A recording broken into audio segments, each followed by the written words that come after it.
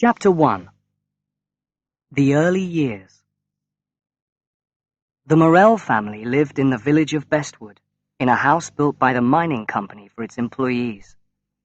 Gertrude Morel was 31 years old and had been married for 8 years. Her husband, Walter, was a coal miner. There were 2 children, William, a boy of 7, and Annie, who was only 5. Mrs. Morel was expecting her 3rd baby in 2 months' time. They could not afford to have this 3rd. She did not want it. Its father spent most of his free time drinking in the pub.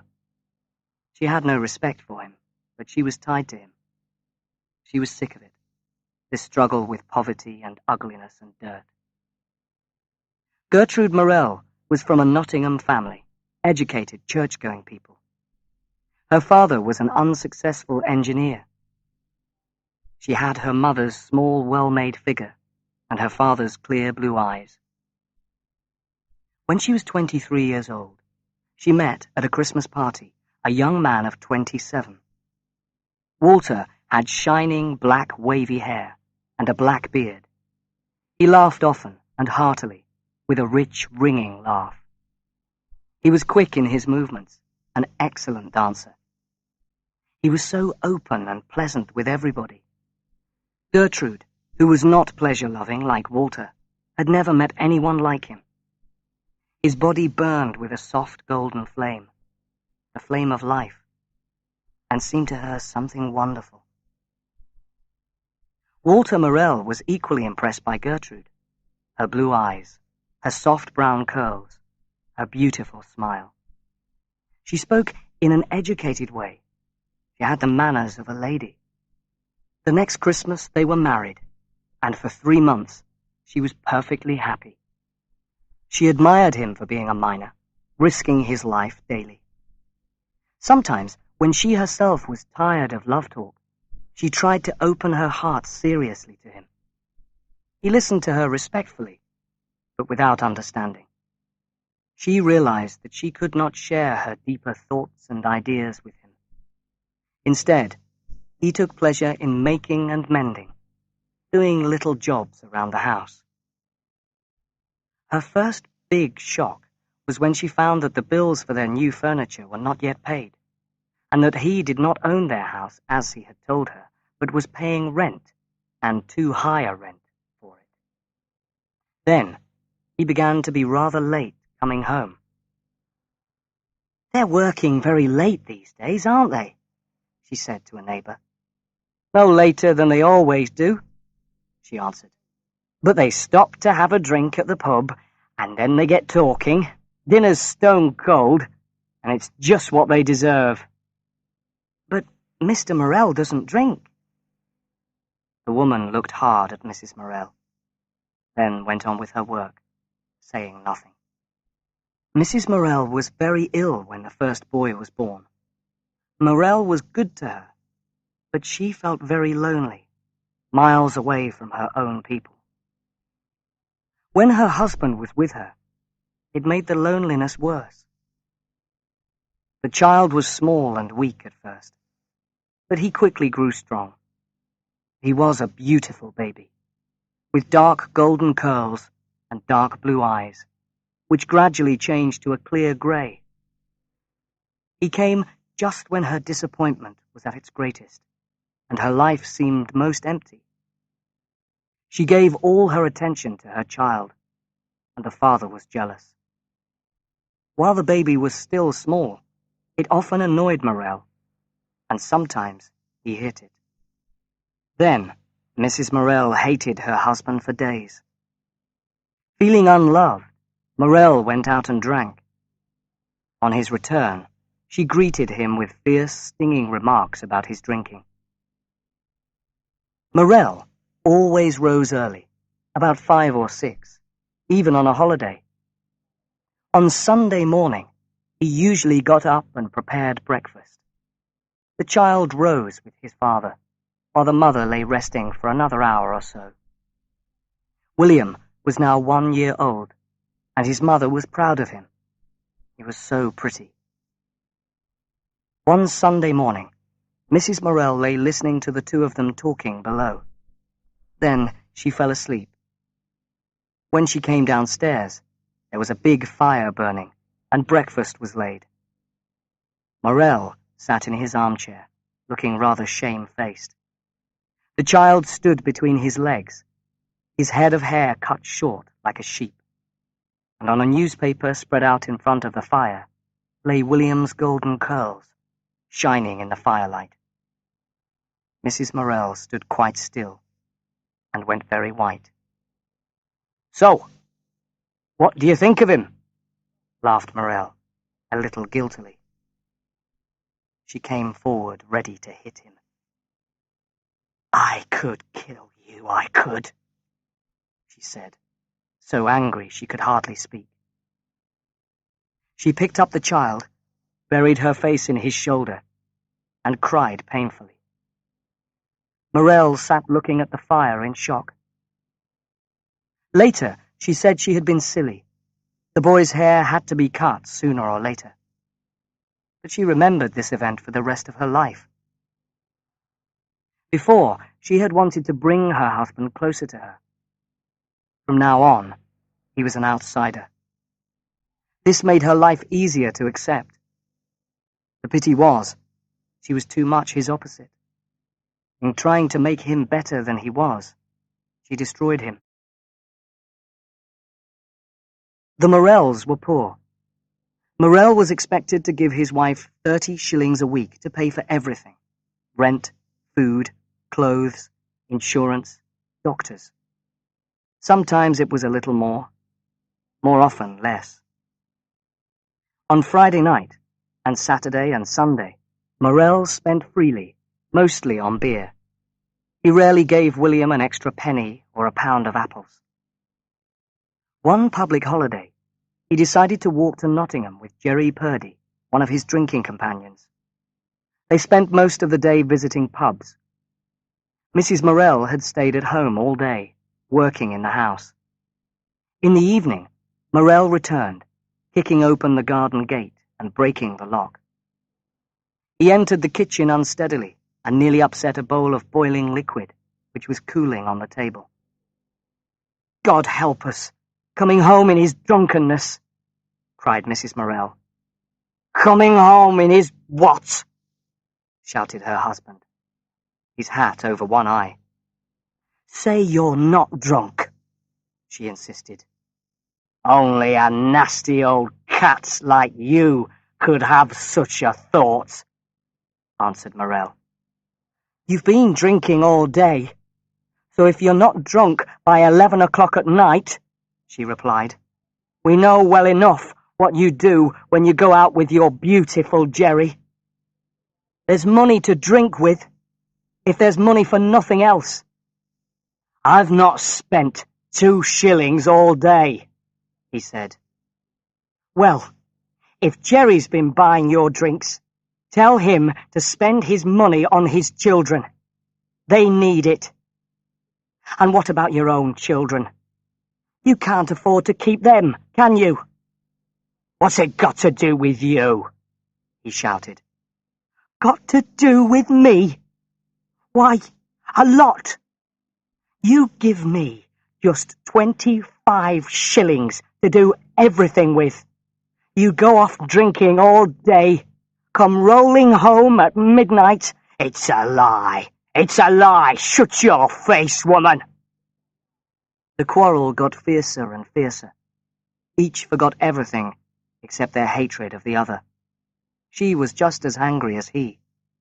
"You're a liar," he shouted, banging on the table with his hand. "You're a liar! You're a liar!" All the dislike she felt for him now came pouring out. "You're nothing but dirt in this house," she cried. "Then get out of it. It's mine. It's me who brings the money home, not you. So get out. Get out!" "And I would," she cried in tears at her own powerlessness. "I would have gone long ago, but for those children. Do you think I stay for you?" He came up to her and held her arms tightly. She cried out, struggling to be free. He took her roughly to the outside door and pushed her out of the house, banging the door shut and locking it behind her. Then he sank exhausted into a chair and soon lost consciousness. She stood for a few moments, staring helplessly in the August night, her body shaking, remembering the unborn child inside her. The darkness was full of the sweet smell of flowers. There was no noise anywhere.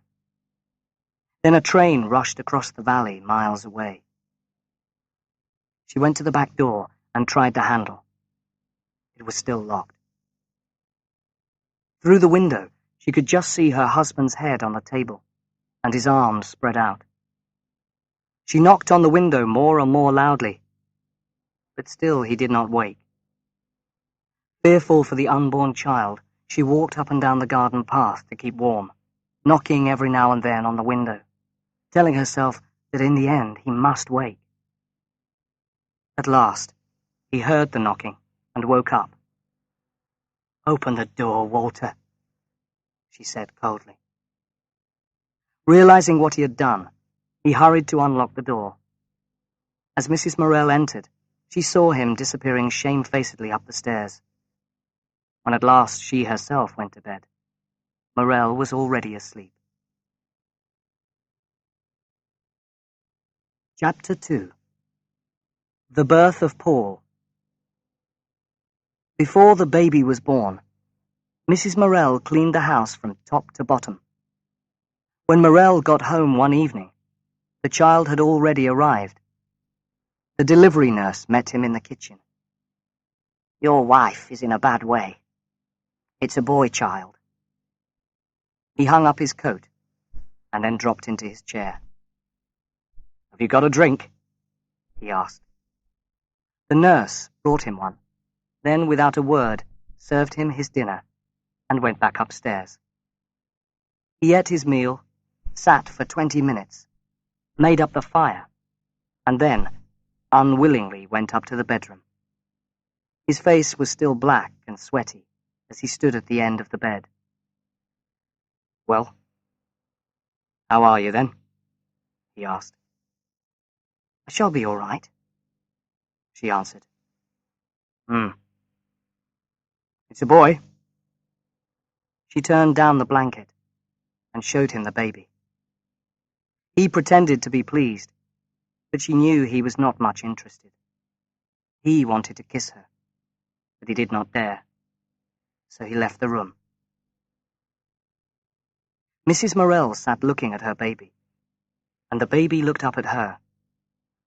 It had blue eyes, like her own, which seemed to bring out her most secret thoughts. She no longer loved her husband. She had not wanted this child, and there it lay in her arms and pulled at her heart. A wave of hot love went out of her towards the child. She held it close to her face and breast. It had come into the world unloved. She would love it all the more, now it was here. During these months, Morel got angry at the slightest thing. He seemed exhausted by his work. He complained if the fire was low or his dinner was not to his liking. If the children made a noise, he shouted at them in a way that made their mother's blood boil. They hated him and his bad temper. "Goodness me, man, there isn't a bit of peace while you're in the house," said Mrs. Morel at last. "I know that. You're never happy till I'm out of your sight," he answered, and hurried to escape. He was still not home by 11 o'clock. Finally, she heard him coming. He had taken his revenge. He was drunk. "Is there nothing to eat in the house?" he asked roughly. "You know what there is," she said coldly. He leaned unsteadily on the table and pulled at the table drawer to get a knife to cut bread. The drawer stuck, so he pulled harder. It flew right out, and spoons, forks, knives fell all over the floor. The baby woke at the noise. "What are you doing, you drunken fool?" the mother cried. In trying to fit the drawer back in, it fell, hurting his leg. In his anger, he picked it up and threw it at his wife. One of the corners hit her above the eye. Blood ran into her eye, and red drops fell on the baby's blanket. "Did it hit you?" asked Morel, bending over her unsteadily. "Go away." "Let me look at it, woman." She smelled the drink on his breath and weakly pushed him away. He stood, staring at her. "What has it done to you, dear?" he asked. "You can see what it's done," she answered. Mrs. Morel would not let him touch her. She cleaned the wound herself and went upstairs, telling him to mend the fire and lock the door. It was her own fault, he told himself afterwards. Having hurt her, he hated her. By the following Wednesday, he had no money left. He looked inside his wife's purse when she was in the garden with the baby, and took a sixpence. The next day, Mrs. Morel found the money missing and was sure he had taken it. When he had had his dinner, she said to him coldly, "Did you take sixpence from my purse last night?" Although he denied it, she knew he was lying. "So you steal sixpence from my purse while I'm bringing the washing in," she said accusingly. "I'll make you pay for this," answered Morel. He got washed and went upstairs with a determined expression on his face. Soon afterwards he came down dressed, with his things tied up in an enormous blue handkerchief. "You see me again when you do," he said. "It'll be before I want to," his wife replied. At that, he marched out of the house with his parcel. William and Annie were surprised to find their father gone. "Where's he going to?" asked William. "I don't know," said his mother. "He's taken his things wrapped up in a handkerchief, and he says he's not coming back." "What shall we do?" cried the boy in alarm. "Don't worry. He won't go far." "But if he doesn't come back," said Annie fearfully. She and William sat on the sofa and burst into tears. When Mrs. Morel went to fetch coal from the coal house at the end of the garden, she felt something hidden behind the door. There, in the dark, was the big blue parcel. She laughed and went back to the house. William and Annie were crying again because she had left them. "Silly babies," she said.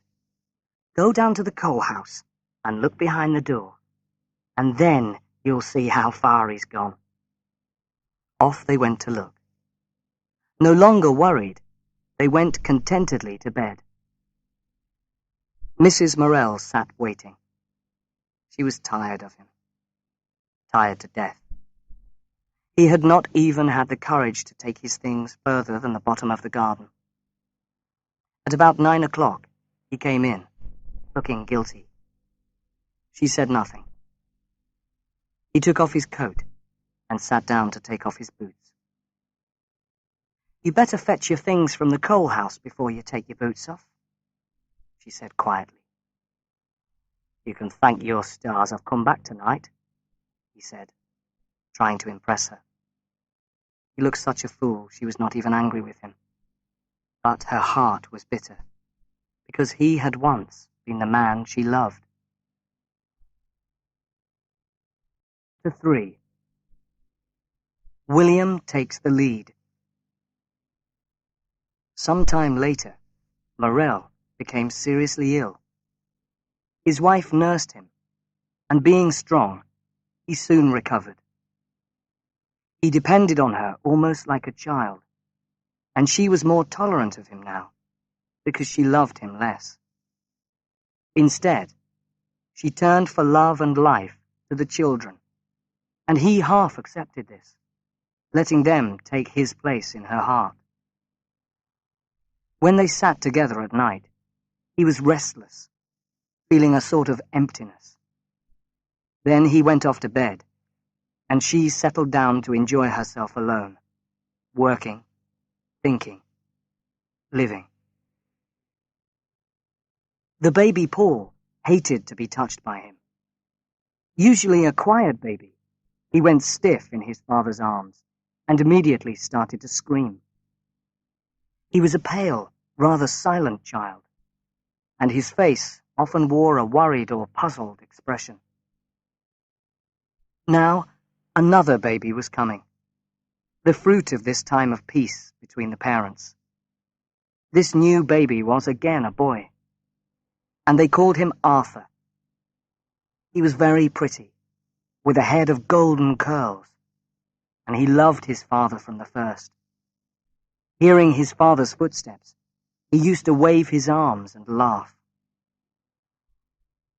At the same time, William grew bigger and stronger and more active, while Paul, always rather slight, got thinner and followed his mother around like a shadow. When William was 13, his mother got him a job in the Cooperative Society office. His father wanted him to become a miner, like himself. "He's not going down the mine," said Mrs. Morel, "and there's an end of it. If your mother put you in the mine at 12, it's no reason why I should do the same with my boy." She was very proud of her son. He was a clever boy, with an open nature, and eyes of the clearest grey. He went to night school and trained as a clerk. Then he became a teacher at the night school. He could run like the wind. When he was 12, he won first prize in a race. He could jump higher and throw farther than any boy in Bestwood. William began to get ambitious. He gave all his money to his mother. He went about with the sons of shopkeepers and the schoolteacher. He enjoyed all the social and sporting life that Bestwood offered. He also liked dancing, in spite of his mother. He was a great favourite with the ladies, and enjoyed telling Paul about his successes. About this time, he began to study. With a friend of his, he started to learn French and Latin and other things. He and Fred Simpson studied together till midnight, sometimes till 1 o'clock. Soon, he grew pale, and Mrs. Morel, alarmed, begged him to take better care of his health. When William was 19, he suddenly left the cooperative office and got a job in Nottingham. Now he had 30 shillings a week instead of 18. His mother and father were proud of him. It seemed that he was going to succeed in life. William stayed at his job in Nottingham for a year. He was studying hard, but he still went to all the dances and parties. Then he was offered a position in London at £120 a year. "They want me in Lime Street on Monday week, Mother," he cried, his eyes shining as he read the letter. Mrs. Morel felt everything go silent inside her. "Didn't I tell you I could do it? Think of me in London! And I can give you £20 a year, Mother. We shall all be rolling in money." "We shall, my son," she answered sadly. As the day of his departure came closer, she felt increasingly desperate. She loved him so much, and now he was going away. She felt that he was going out of her heart, leaving her only pain and sadness. Before he left, he was just 20. William burned his file of love letters from his lady friends. Then he went off to London to start a new file. Chapter 4. Paul's Childhood. Paul's figure was rather small and slight, like his mother's. His fair hair gradually became dark brown. His eyes were grey. He was a pale, quiet child who seemed old for his years. He was sensitive to what other people felt, especially his mother. When she was upset, he understood and could have no peace. About this time, the family moved to another house near the top of a hill, commanding a fine view of the valley below. After dark, Paul used to go out to play under the street lamp with the other children of their street. Then, when the miners stopped coming home from the mine, he ran fearfully back to the kitchen. The lamp still burned. The fire shone red. Mrs. Morel sat alone. Steam rose from the cooking pot. The dinner plate lay waiting on the table. The whole room seemed to be waiting for the man who was sitting in his coal dirt, dinnerless, a mile away from home across the darkness, drinking himself drunk. When Morel did come home, everyone in the house kept quiet because he was dangerous. He ate his food roughly, and when he had finished, pushed all the pots away to lay his head and arms on the table. Then he went to sleep, heavy with beer and tiredness and bad temper. Morel was shut out from family events. No one told him anything. He was an outsider. The only times he entered family life were when he found jobs to do around the house. Sometimes in the evening he mended boots, or the kettle, or the metal bottle for cold tea, which he took every day to the mine. Then he always wanted helpers, and the children enjoyed helping him. He loved telling young Arthur stories about the little horses that the miners used down in the mine. But these happy evenings only took place if Morel had some job to do. Then he always went to bed early. The children felt safe when their father was in bed. Mrs. Morel had given most of her attention to William, but when he went to work in Nottingham and was not so much at home, she made a companion of Paul. The two brothers were a little jealous of each other, but at the same time, they were good friends. Friday night was baking night and market night, because the wages were paid on Fridays. It was the rule that Paul should stay at home and watch the bread in the oven. He loved to be by himself and draw or read. He was very fond of drawing. Mrs. Morel enjoyed her marketing. The marketplace was always full of women shoppers. She usually quarrelled with the cloth seller, chatted with the fruit man, laughed with the fish man, was coldly polite to the man selling pots.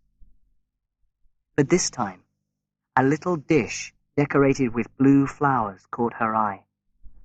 He told her it cost 7p. She put the dish down and walked away. Suddenly the potman shouted, "Do you want it for 5p?" She was surprised. She bent down and picked up the dish. "I'll have it," she said.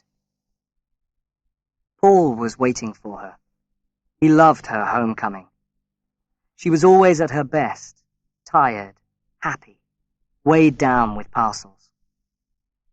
She dropped her parcels and her string bag on the table. "Is the bread done?" she asked, going to the oven. "The last one is baking," he replied. "You needn't look. I haven't forgotten it." "How much do you think I bought this for?" she said, taking the dish out of its newspaper wrapping. 1 shilling and 3p, said Paul. 5p. The two stood together admiring the dish. She unfolded another piece of newspaper and showed him some little flowering plants. 4p for these. "How cheap!" he cried. "Yes, but I couldn't afford it this week of all weeks." Yet she was full of satisfaction. They were very poor that autumn. William had just gone to London, and his mother missed his money. He sent 10 shillings once or twice, but he had many expenses. He wrote to his mother regularly, once a week. He told her all his doings, how he made friends, how he was enjoying London. All day long, as she cleaned the house, she thought of him. He was in London. He would do well. William was coming home at Christmas for 5 days. There had never been such preparations. Paul and Arthur decorated the kitchen with green leaves. Annie made pretty strings of coloured paper.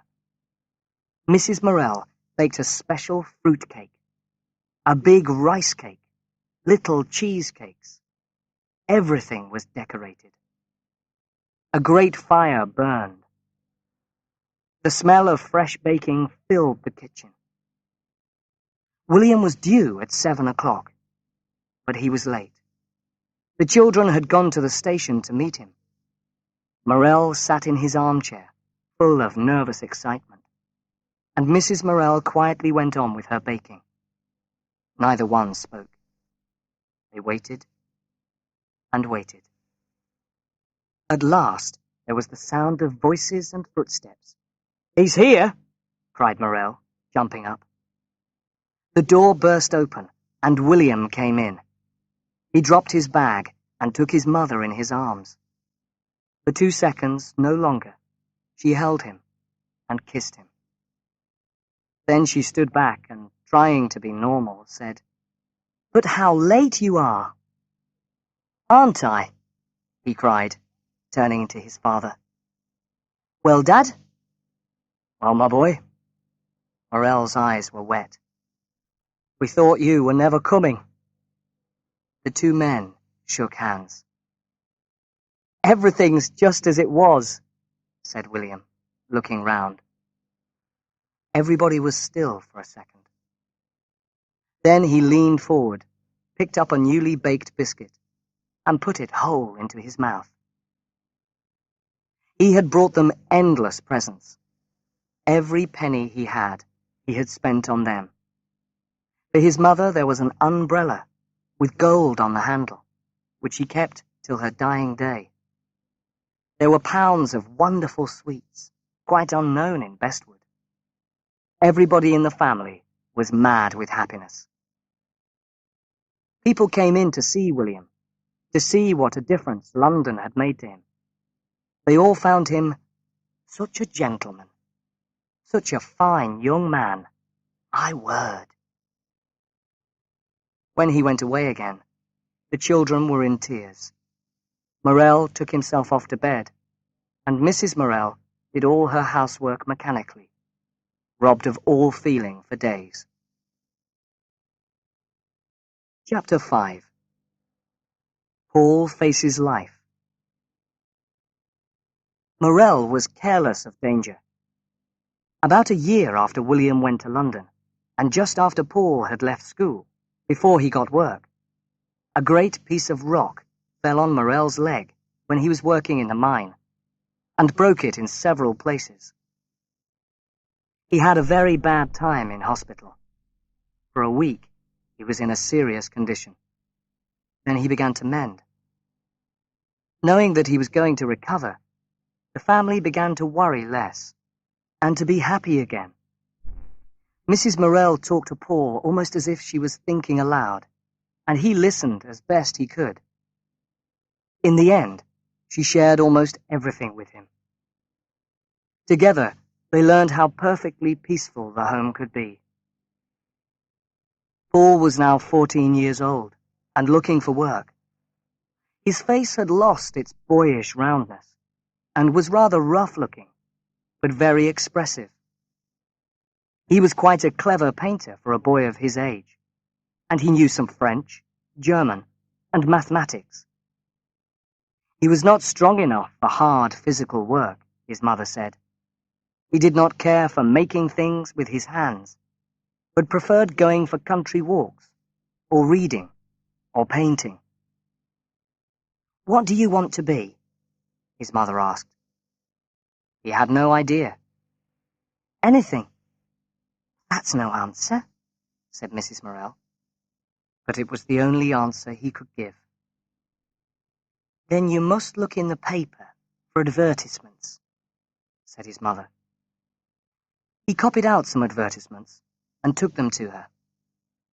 Yes, she said. You may try.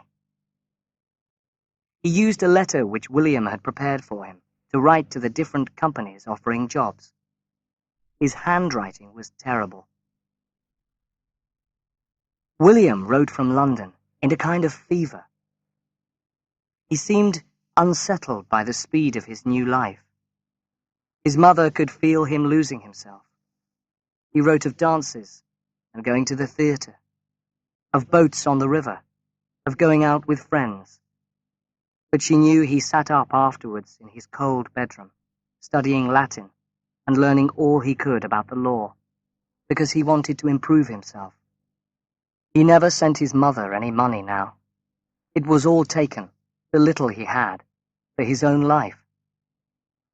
Mrs. Morel still dreamed of William and what he could do, but in her heart she was worried. He also wrote a lot now about a girl he had met at a dance, Lily Weston. His pet name for her was Gypsy. She was young, beautiful, very well dressed, and much admired by men. His mother congratulated him in her doubtful fashion. She imagined him tied to an expensive wife. I'm very likely an old silly, she told herself, expecting the worst. But the worry remained that William would do the wrong thing. Soon, Paul was asked to go for an interview at Thomas Jordan, maker of medical appliances, at 21 Spaniel Road, Nottingham. Mrs. Morel was delighted. You see, she cried, her eyes shining, you've only written 4 letters, and the 3rd is answered. I always said you were lucky. Paul looked at the picture of the wooden leg wearing an elastic stocking that appeared on Mr. Jordan's notepaper. He had not known that elastic stockings existed. Mother and son set off one very hot morning in August. Paul felt extremely nervous, but he refused to tell his mother, and she only partly guessed. They travelled the 16 miles to Nottingham by train. Mother and son walked down Station Street, feeling the excitement of lovers sharing an adventure. They turned up a narrow street that led to the castle and found the Thomas Jordan sign. They went through a big doorway into an open space full of boxes and packing stuff, and up 2 lots of stairs. In front of them was a dirty glass door with the company name on it. Mrs. Morel pushed open the door and stood in pleased surprise. They were in a large workshop with thick paper parcels piled everywhere, and clerks with their sleeves rolled up, calmly going about their business. Can I see Mr. Jordan? She asked one of the clerks. I'll fetch him, answered the young man, and went to a glass office at the far end of the room. A red-faced old man with white hair came towards them. He had short legs and was rather fat. They followed him to his office and were told to sit down. Did you write this letter? He asked Paul, holding it up. Yes, he answered. Where did you learn to write? Paul simply looked at him, too ashamed and nervous to speak. And you say you know French? Asked the little man sharply. A friend gave him lessons, said Mrs. Morel quickly. Mr. Jordan hesitated, then pulled a sheet of paper from his pocket and passed it to Paul. Read that, he said. It was a letter in French, in strange, spidery foreign handwriting, which was very difficult to read. Paul struggled with the words. Please send me 2 pairs of grey cotton stockings, Without fingers. Without toes, the factory owner corrected him. Stockings don't have fingers. Paul hated the little man for making him look stupid. When can he start? Mr. Jordan asked his mother. It was agreed that Paul would be employed as a junior clerk at 8 shillings a week. As he followed his mother down the stairs on their way out, she looked at him with her blue eyes full of delighted love. On the Monday morning, Paul got up at 6 to be ready for work. He had bought his season ticket for the train at a cost of £1 11 shillings, and his mother had packed his dinner in a small basket.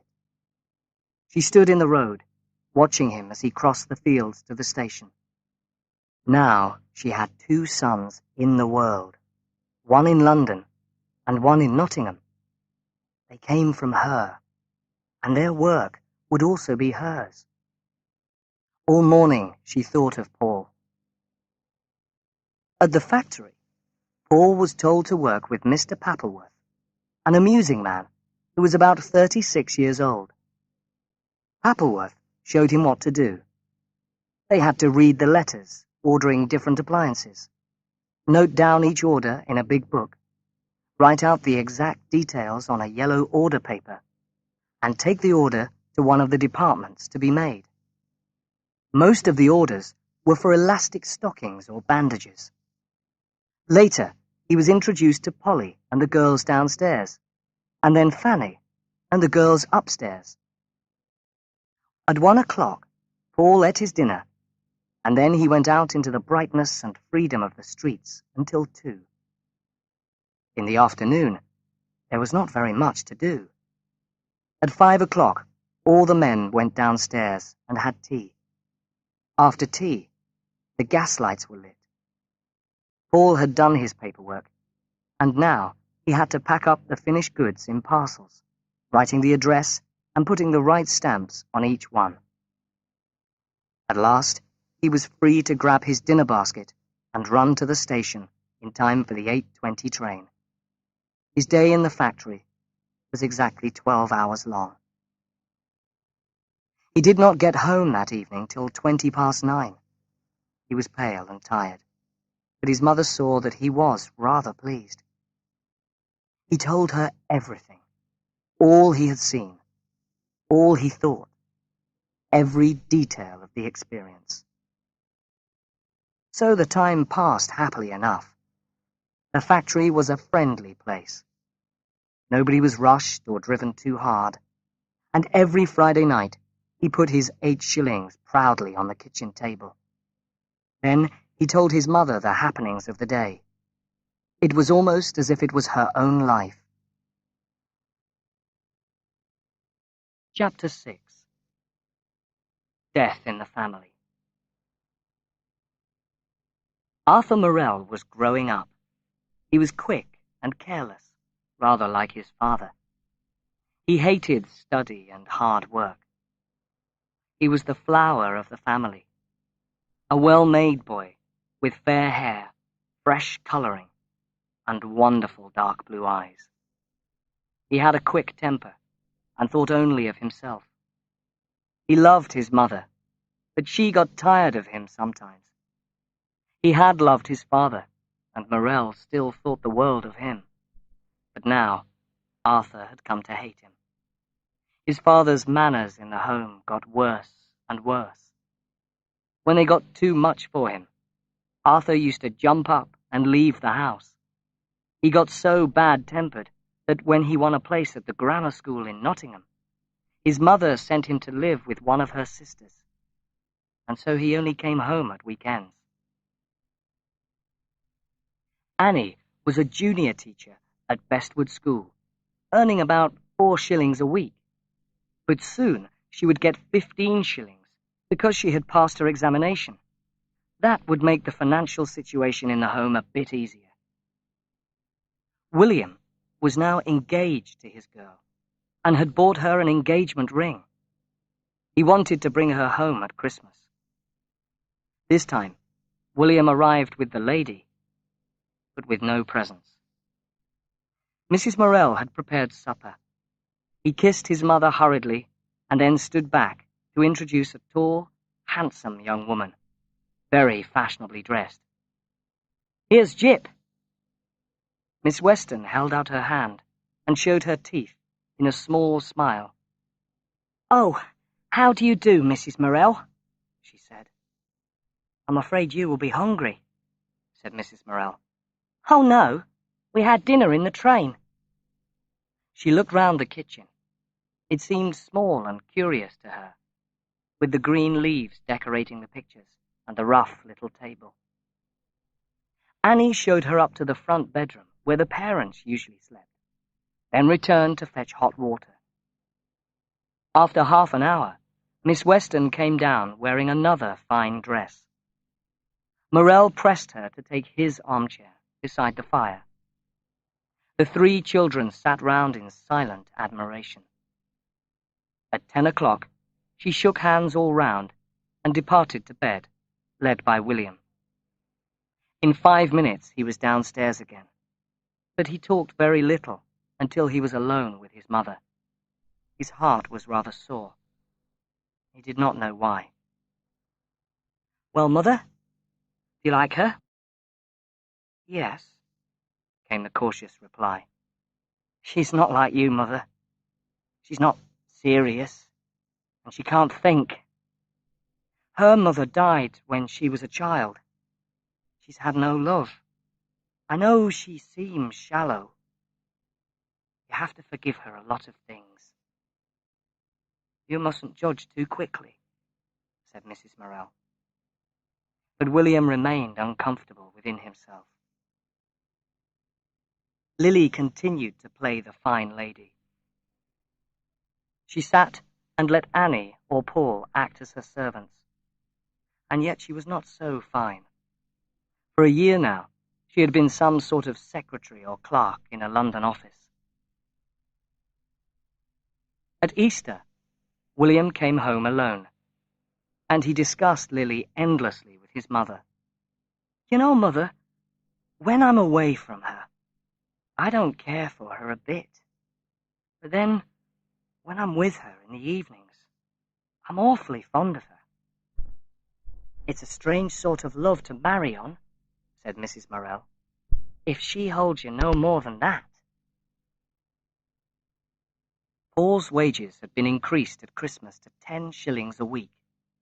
He was quite happy at Jordan's, but his health suffered from the long hours and the bad air. His mother wanted to help. His half-day holiday was on Monday afternoon. At breakfast one Monday in May, Mrs. Morel told Paul that her friend, Mrs. Levers, had invited them to visit her at their new farm. It was agreed that mother and son would go that afternoon, a 4-mile walk. They set off in style, Mrs. Morel with the umbrella William had given her, because of the sun. After walking for a long time, they finally came to a group of low, red farm buildings. There were apple trees and a pool with ducks. Some cows stood under the trees. As they entered the garden, a girl appeared in the doorway of the house. She was about 14, with short, dark curls and dark eyes. She disappeared. In a minute, another figure appeared, a small woman, also with great dark brown eyes. "Oh," she said, smiling, "you've come then? I am glad to see you." She introduced the girl with the dark curls as her daughter, Miriam. The 4 of them had tea together. Then they went out for a walk in the wood. Both mother and son were thrilled by the beauty of the place.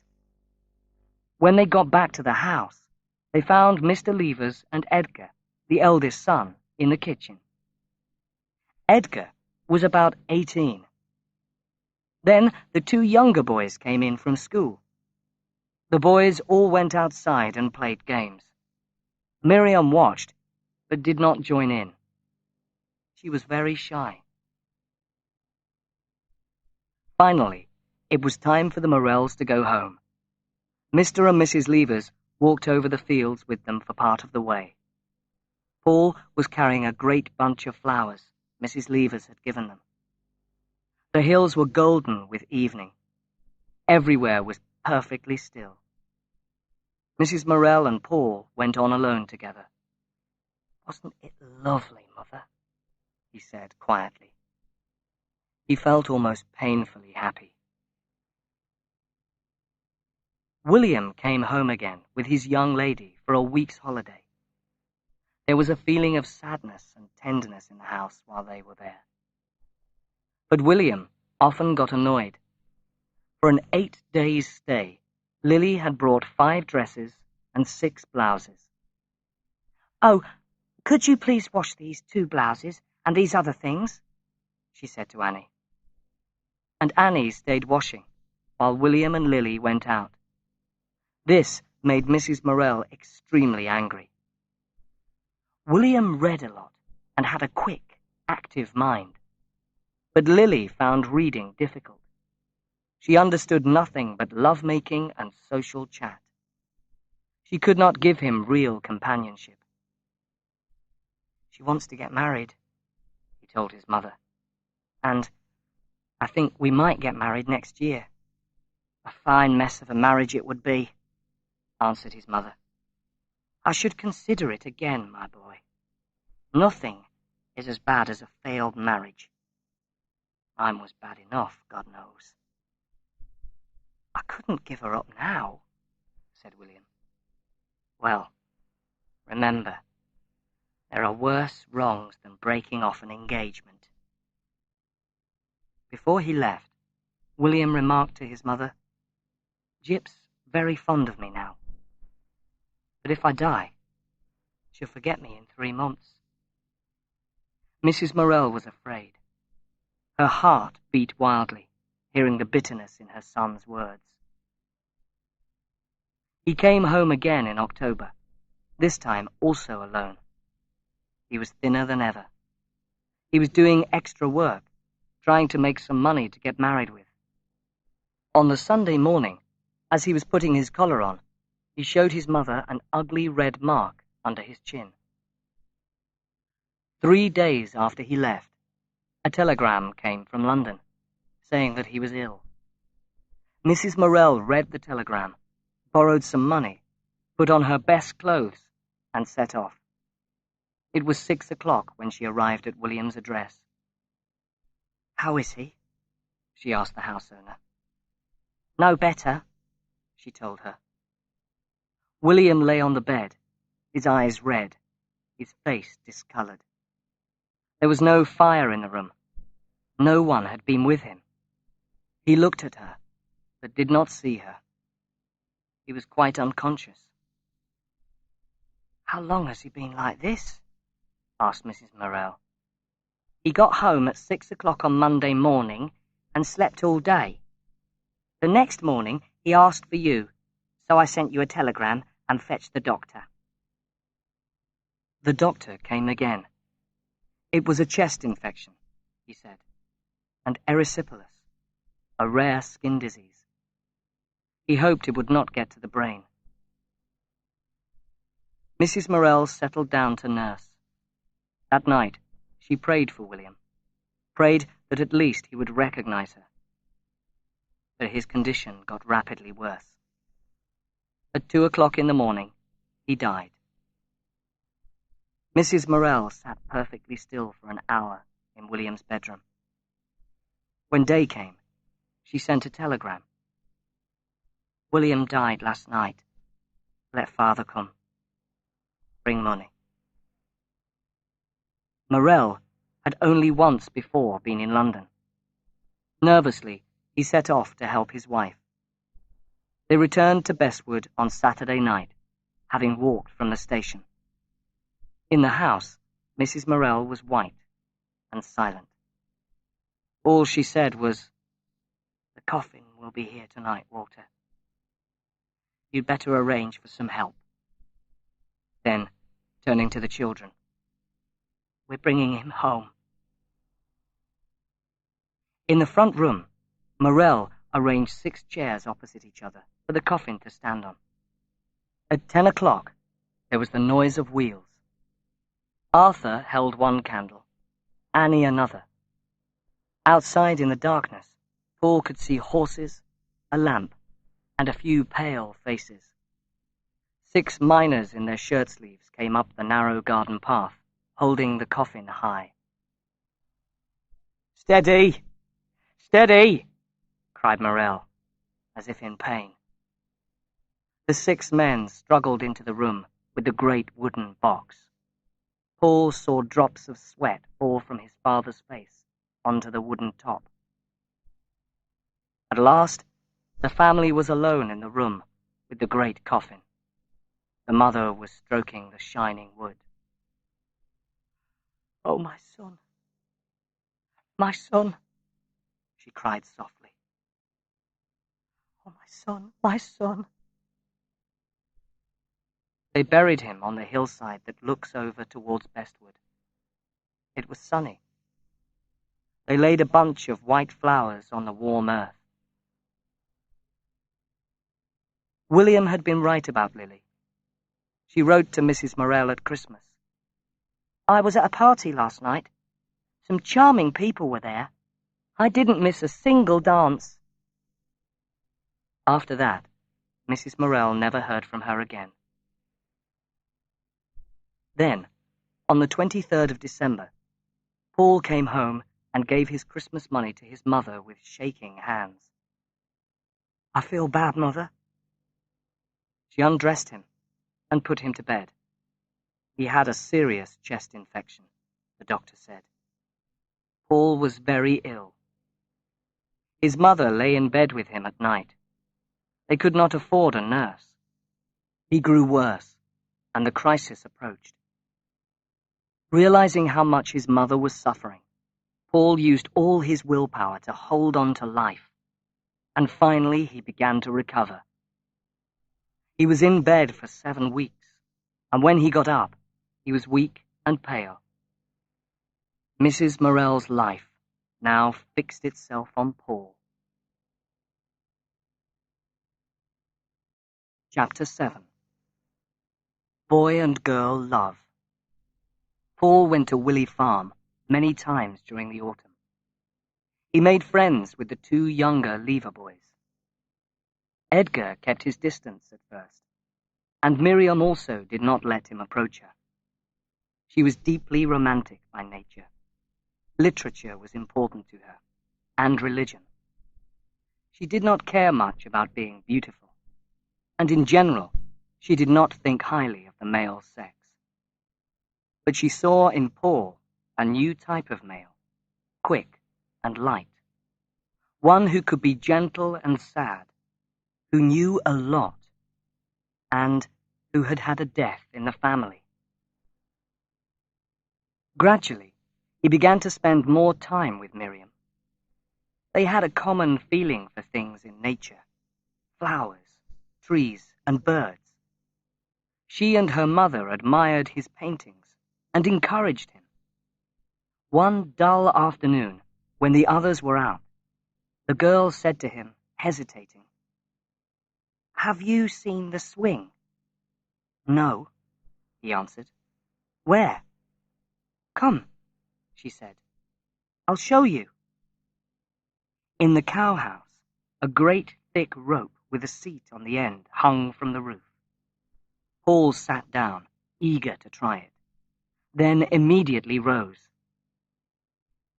"Come on, then, and have first go," he said to her. "No, I won't go first," she answered.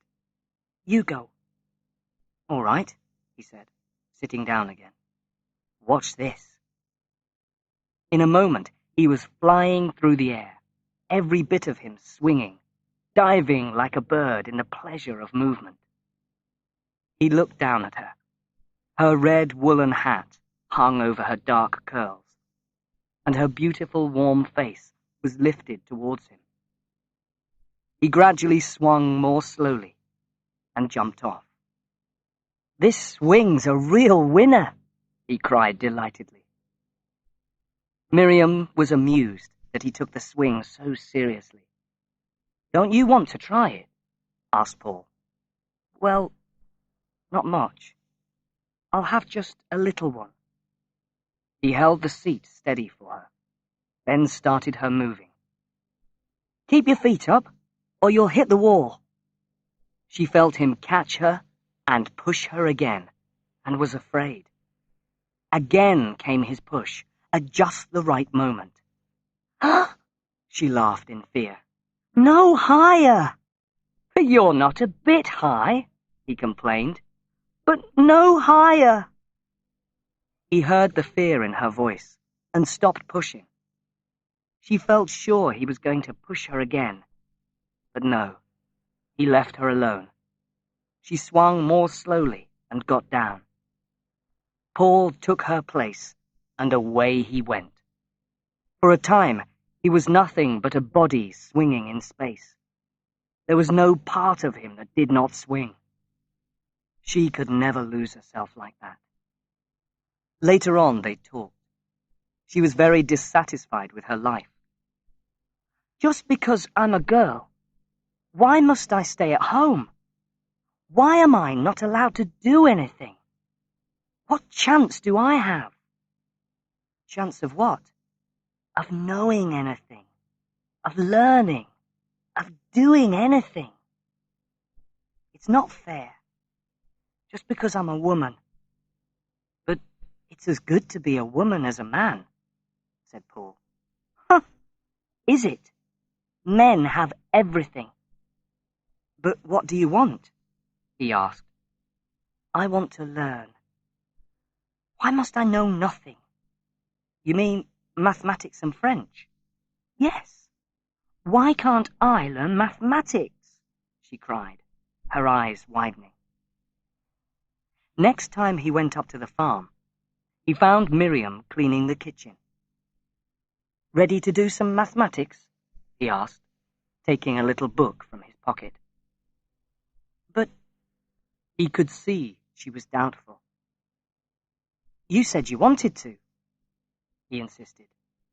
"Yes, but tonight I wasn't expecting it."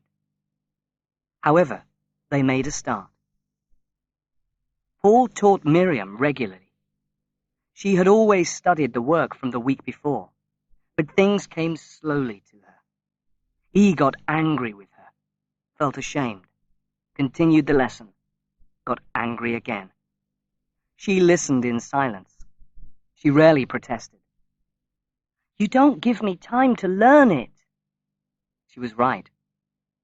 It was strange that no one else made him so angry. When he saw her suffering, again he felt pity. His painting was improving. Mr. Jordan had given him Wednesday afternoon off to go to the art school.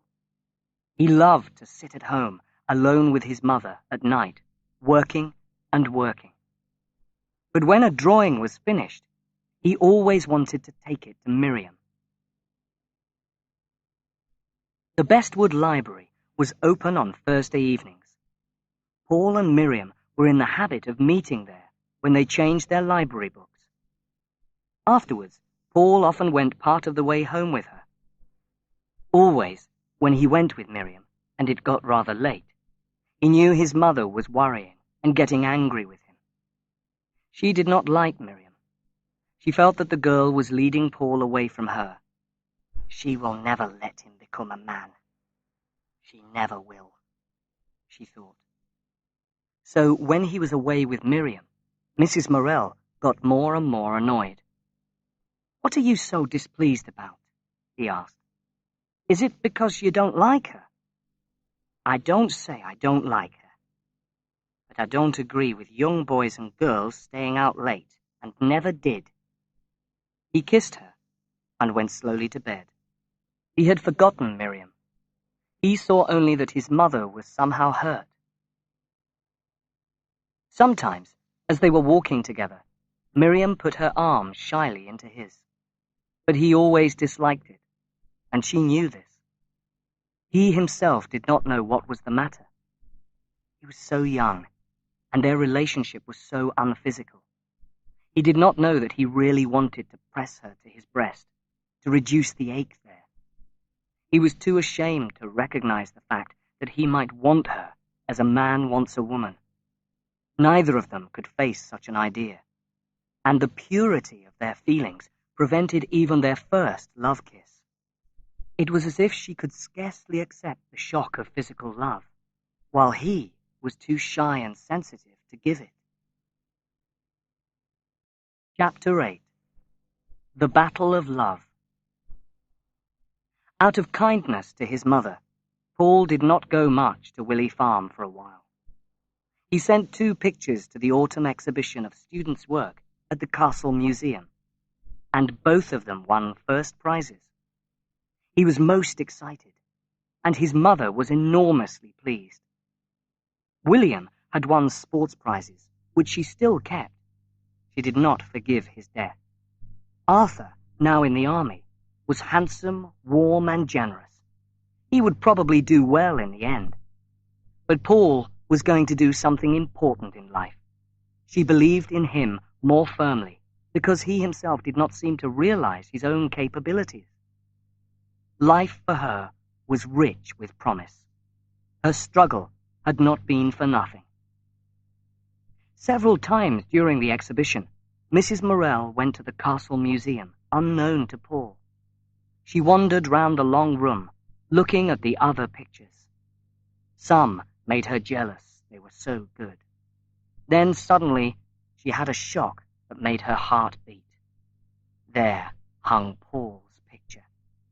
Name, Paul Morel. First prize. She felt a proud woman. When she passed well-dressed ladies going home through the park, she thought to herself, "Yes, you look very fine, but I wonder if your son has 2 first prizes in the exhibition." One day, Paul met Miriam in the street in Nottingham. He had not expected to meet her in town. She was walking with a rather impressive young woman, fair-haired, with a discontented expression, who held herself boldly upright. It was strange how small Miriam looked beside this woman with the handsome shoulders. Miriam watched Paul closely. His eyes were on the stranger, not on her. She explained that she had driven into market with her father. "I've told you about Mrs. Dawes," she said nervously. "Clara, do you know Paul?" "I think I've seen him before," replied Mrs. Dawes, showing little interest as she shook hands. She had proud grey eyes, a skin like white honey, and a full mouth, with a slightly lifted top lip. Her clothes were simple and rather dull. Clearly she was poor, and unlike Miriam, did not have much taste. "Where have you seen me?" asked Paul. "Walking with Louis Travers," she replied. Louis was one of the girls in the factory. "How do you know her?" he asked. She did not answer. The 2 women moved on towards the castle. Paul remembered that Clara was the daughter of an old friend of Mrs. Lever's. She had once held one of the better jobs at Jordan's, and her husband, Baxter Dawes, still worked there, making metal parts. But Mrs. Dawes was separated from her husband, and had taken up the cause of women. People said she was clever. He knew Baxter Dawes from work, a big, well-built man of 31 or 2. He had the same white skin as his wife, and a golden moustache, but his eyes moved continually this way and that. He seemed to have little self-respect. Usually he was rude and insulting. He and Paul met often enough in the factory, and disliked each other. Clara Dawes had no children. She now lived with her mother. The next time Miriam saw him, she asked, "What did you think of Clara Dawes?" "She has a good figure," answered Paul, "but she doesn't look very friendly." "Is she unpleasant as a person?" "I don't think so. I think she's discontented, still married to a man like Baxter." What other things did you like about her? Oh, I don't know. Her passionate mouth, the shape of her throat, her skin. There's something fierce about her. I think I'd like to do a painting of her. Miriam seemed strangely lost in thought. You don't really like her, do you? He asked her. Oh, yes, I do, she said. Perhaps you like her because she's so much against men. Paul was now 21. Mr. Jordan had put him in charge of the department where he worked and had increased his wages to 30 shillings a week. At the art school, he was studying design. He was also helping Miriam to learn French. On Friday evenings, when his father went to the pub and his mother to the market, Paul was left at home to watch the baking of the bread. Annie, who was now engaged to be married to Leonard, her young man, was also out visiting. At 7:15, there was a low knock, and Miriam came in. He showed her his latest artwork and corrected the French she had written for him. This week she had done well. He loved to talk about his work with Miriam. All his passion went into these conversations. Somehow she lit up his imagination. "Aren't you forgetting the bread?" Miriam said suddenly. Paul rushed to open the oven door. Out came bluish smoke. One loaf was hard as a brick. Another was burned black along one side. Paul tried to scratch off the burned part, then wrapped it in a wet towel and left it in the back kitchen. They went back to their French until it was time for Miriam to go home. Paul turned down the gas, and they set off. He did not get home again until 11:15. His mother was in her chair reading the local newspaper. Annie was sitting in front of the fire, looking gloomy. The burnt loaf, unwrapped, stood on the table. Paul felt very uncomfortable. For some minutes he sat pretending to read. Then, "I forgot that bread, Mother." There was no answer from either woman. "You don't know how ill our mother is," said Annie after a pause. "Why, is she so ill?" asked Paul sharply. "She could hardly get home. I found her white as anything, sitting here," said Annie in a tearful voice. "I had so many parcels," said Mrs. Morel. "The meat and the vegetables and a pair of curtains." "Let Annie fetch the meat," said Paul. "But how was I to know? You were off with Miriam instead of being here when Mother came." "And what's the matter with you?" Paul asked his mother. "I suppose it's my heart," she replied. She certainly looked bluish round the mouth. "And have you felt it before?" "Yes, often enough." "Then why haven't you told me? And why haven't you seen a doctor?" "You'd never notice anything," said Annie. "You're too eager to be off with Miriam." "So that was why the bread was spoiled," said Mrs. Morel bitterly. "No, it was not," he replied angrily. "I bought you a nice piece of cheese," said his mother. He was too angry to go and look for it. "I don't want anything," he said. "If I want you to go out on a Friday night, you say you're too tired," she complained. "But you're never too tired to go if she comes for you." "I can't let her go back alone." "Can't you? Then why does she come? Because you want her?" "I do like to talk to her, but I don't love her," Paul explained. "We talk about painting and books. You know you don't care whether a picture is decorative or not." "How do you know I don't care?" "Oh, you're old, Mother, and we're young." He only meant that the interests of her age group were not the interests of his. But the moment he had spoken, he realized that he had said the wrong thing. It was too painful. He realized that he was life to her. And after all, she was the chief thing to him, the only all-important thing. No, Mother, I really don't love her. I talk to her, but I want to come home to you. As he bent to kiss his mother, she threw her arms round his neck and cried in a desperate voice quite unlike her own. It's too much. I could let another woman, but not her. And I've never... You know, Paul, I've never had a husband. Not really. Immediately he hated Miriam bitterly. His mother kissed him, a kiss of passionate love. Without knowing, he gently stroked her face. At that moment, Morel came in, walking unsteadily, his hat over one eye. He paused in the doorway. "Making more trouble," he said, with an ugly look. Mrs. Morel's feelings turned to sudden hatred of her drunken husband. "At least I'm not drunk," she said. Morel disappeared and returned with a piece of cheese in his hand.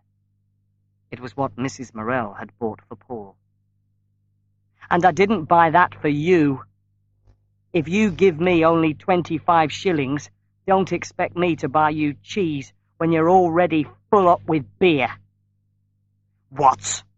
shouted Morel. "What? Not for me?" He looked at the cheese in his hand and suddenly threw it into the fire. Paul jumped to his feet. "Waste your own food," he cried. "What? What?" shouted Morel, taking up a threatening position. "I'll show you, you cheeky young fool." "All right," said Paul hotly. "Show me." At that moment, he wanted to hit his father violently. "There!" cried Morel, delivering a great blow just past his son's face. Even so close, he did not dare to touch the younger man. "Right," said Paul, and was preparing to hit his father on the mouth. He ached to land the blow, but he heard a frightened sound behind him. His mother was pale as death, and dark around the lips. Morel was dancing up to deliver another blow.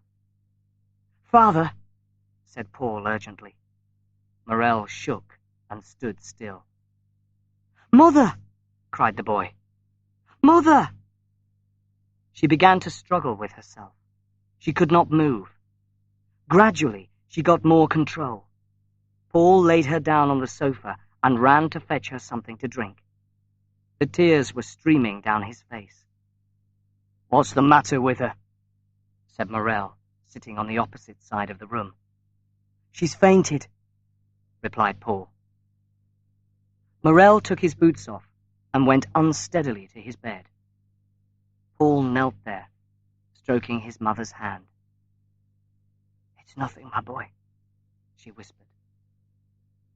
Paul made up the fire, straightened the room, laid the things for breakfast, and brought his mother's candle.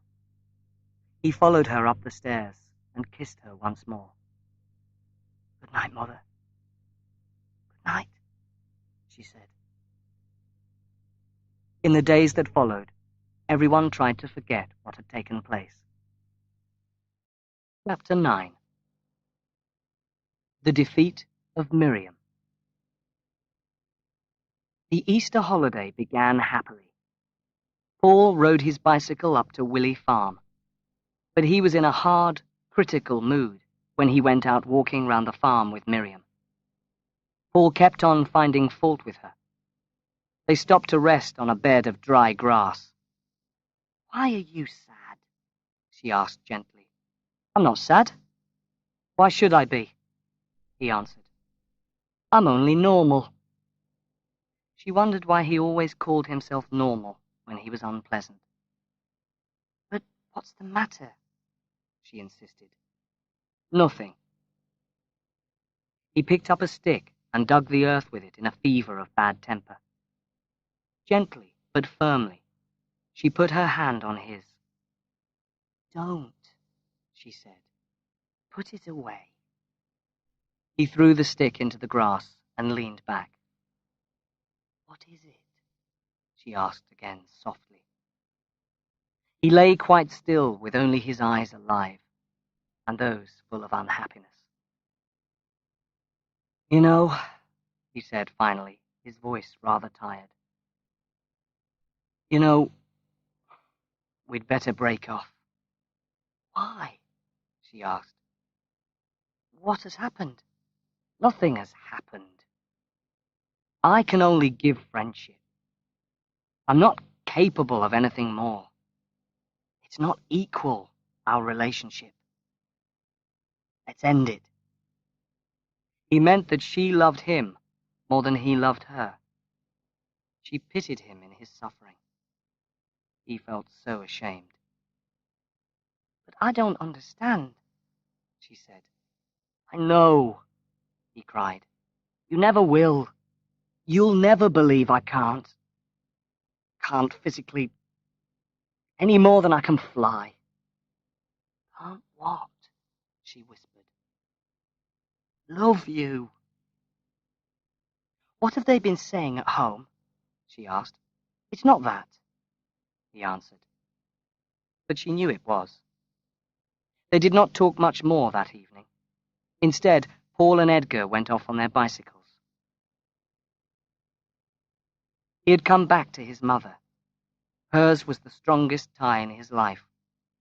Even Miriam seemed unreal when he thought about her. And in the same way his mother depended on him, Paul was going to change the face of the earth in some way that really mattered. And yet, for Paul, it was not enough. His new young life, so strong and commanding, was driving him on towards something else. It made him mad with restlessness. Miriam had not stopped hoping to win Paul back. He still visited the Levers, but spent most of his time with Edgar. In May, she asked Paul to come to the farm and meet Mrs. Dawes. He was rather excited at the idea of seeing Clara again. Mrs. Dawes came for the day. Her heavy, fair hair was twisted on top of her head. She wore a white blouse and a dark blue skirt. Miriam saw him look round eagerly at the house. Hasn't Clara come yet? He asked. Yes, replied Miriam in her musical voice. She came this morning. She's reading. And is she any pleasanter? He asked again. You know, I always think she's quite pleasant. Clara sat inside reading. Paul saw the back of her white neck, with the fine hair lifted up from it. She rose, looking at him without interest. When she shook hands, she seemed to keep him at a distance, and yet offer him something. He noticed the roundness of her breasts inside her blouse, and the fine curve of her shoulders. You've chosen a fine day, he said. It seems so, she answered. The conversation continued for a little. Clara did not seem to find Paul's comments at all clever. Well, I think I'll go and see Edgar, he said, and left them. After tea, Mrs. Levers said to Clara, And you find life happier now? Much happier. And are you satisfied? If I can remain free and independent, yes. And you don't miss anything in your life? Asked Mrs. Levers gently. I've put all that behind me. Paul had been listening to this conversation. You'll find you're always falling over the things you've put behind you, he said, and left to find Edgar again. He felt he had been clever and was proud of himself. He whistled as he went. A little later, Miriam came to ask if he would go with her and Clara for a walk. Clara walked in front by herself for part of the way, her head bent. Paul was curious about her. He forgot Miriam, who was walking beside him, talking to him. She looked at him, finding he did not answer her. His eyes were fixed in front on Clara. "Do you still think she is unpleasant?" she asked. "Something's the matter with her," he said. "Yes," said Miriam. They came to a field hidden by trees round the edges. In the smooth grass, beautiful, bright yellow spring flowers were growing.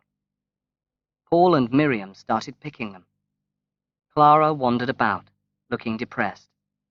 Then she knelt down, bending forward to smell the flowers. Her neck looked such a beautiful thing. Her breasts swung slightly in her blouse. The curve of her back was beautiful and strong. Suddenly, without realizing, Paul was dropping a handful of flowers over her hair and neck. She looked up at him with fear in her grey eyes, wondering what he was doing. Suddenly, standing there above her, he felt uncomfortable. Clara laughed strangely and rose, picking the flowers from her hair. One flower remained caught in her hair. Paul saw, but did not tell her. He collected the flowers he had dropped. Unexpectedly, she gave him a grateful smile. Going down the path, they were all silent. As the evening deepened, they could see the mining village across the valley. Little lights on a dark hill touching the sky. "It's been nice, hasn't it?" said Paul. Miriam agreed. Clara was silent. He could tell by the way she moved, pretending not to care, that she suffered. At home, he told his mother about Clara, that she was poor, that she lived with her mother, that she was 30 years old. "And what's so charming about her, my boy?" asked his mother. "I don't know that she's charming, Mother, but she's nice. She seems straight, not a bit deep." Mrs. Morel was not against the idea of Clara. Annie and Leonard were getting married. She had saved £11 and Leonard 23, so the wedding took place almost immediately. Arthur came home and looked sensational in his army uniform. Annie looked nice in a grey dress she could also use for Sundays. Morel was cool to Leonard. Annie cried her eyes out in the kitchen on leaving her mother. Mrs. Morel cried a little, then stroked her and said, "Don't cry, child. He'll be good to you." Afterwards, Paul and Mrs. Morel were left alone. "You're not sorry she's married, Mother, are you?" "No. But it seems strange, now she's gone from me. When I think of my own wedding day, I can only hope that her life will be different. I'll never marry while I've got you. I won't." He kissed her and went to bed. Mrs. Morel sat thinking about her daughter, about Paul, about Arthur. She was upset at losing Annie, but Paul needed her, and Arthur needed her too. Paul felt life changing around him. Annie was married. Arthur was living his own life of pleasure. For both of them, life lay outside their mother's house. They only came home for holidays and rest. Paul dreamed of following them. Yet home for him was beside his mother. He grew more and more restless. Miriam did not satisfy him. His old wish to be with her grew weaker. Sometimes he met Clara in Nottingham. Sometimes he saw her at Willey Farm. But between Paul and Clara and Miriam, there was always a kind of struggle. For Miriam's 21st birthday, Paul wrote her a long, rather philosophical letter, which more or less brought their relationship to an end. He was now 23 years old, and his sexual need was growing strong. Often, When he talked to Clara Dawes, he was conscious of his blood flowing quicker, of something alive in him, of a new self, a new consciousness. He knew that sooner or later his need would have to be satisfied. Chapter 10. Clara. When he was 23, Paul sent in a painting to the winter exhibition at the Castle Museum. One morning, the postman came when Mrs. Morel was doing the washing. Suddenly, Paul heard a wild noise from his mother. Rushing into the kitchen, he found her screaming and waving a letter, as if she had gone mad. The postman, too, came running back, afraid something bad had happened. "His picture's got first prize, Fred," she cried, "and it's been sold for £20. "That looks like meaning something," said the young postman. "Didn't I say we would do it?" she said, pretending she was not crying. Morel was greatly impressed. £20 for a bit of a painting that took him just an hour or two, he said, amazed. "Yes, and that other boy would have done as much, if they hadn't killed him," he added quietly. The thought of William went through Mrs. Morel like a sharp knife. Arthur left the army and immediately got married to Beatrice, whom he had known for years. The baby was born 6 months after the wedding. With the help of Beatrice's mother, Mrs. Morel found furniture for a little 2-room house. He was caught now. For a while he refused to settle down and got annoyed with his young wife, who loved him. He nearly went mad when the baby cried or gave trouble. He complained for hours to his mother, who only said, "Well, my son, you did it yourself. Now you must make the best of it." And then the stronger side of his character appeared. He accepted his responsibilities, recognized that he belonged to his wife and child, and made a good job of it. The months passed slowly. One day, a friend of Clara's in Bestwood asked Paul to take a message to Mrs. Dawes. In the evening after work, he went to the house where she lived with her mother. The street was poor, and the paint on the front door was old. A large, fat woman of about 60 answered his knock. This was Mrs. Radford, Clara's mother. In a moment, Clara appeared. Her face went red. She seemed embarrassed that he had discovered her at home like this.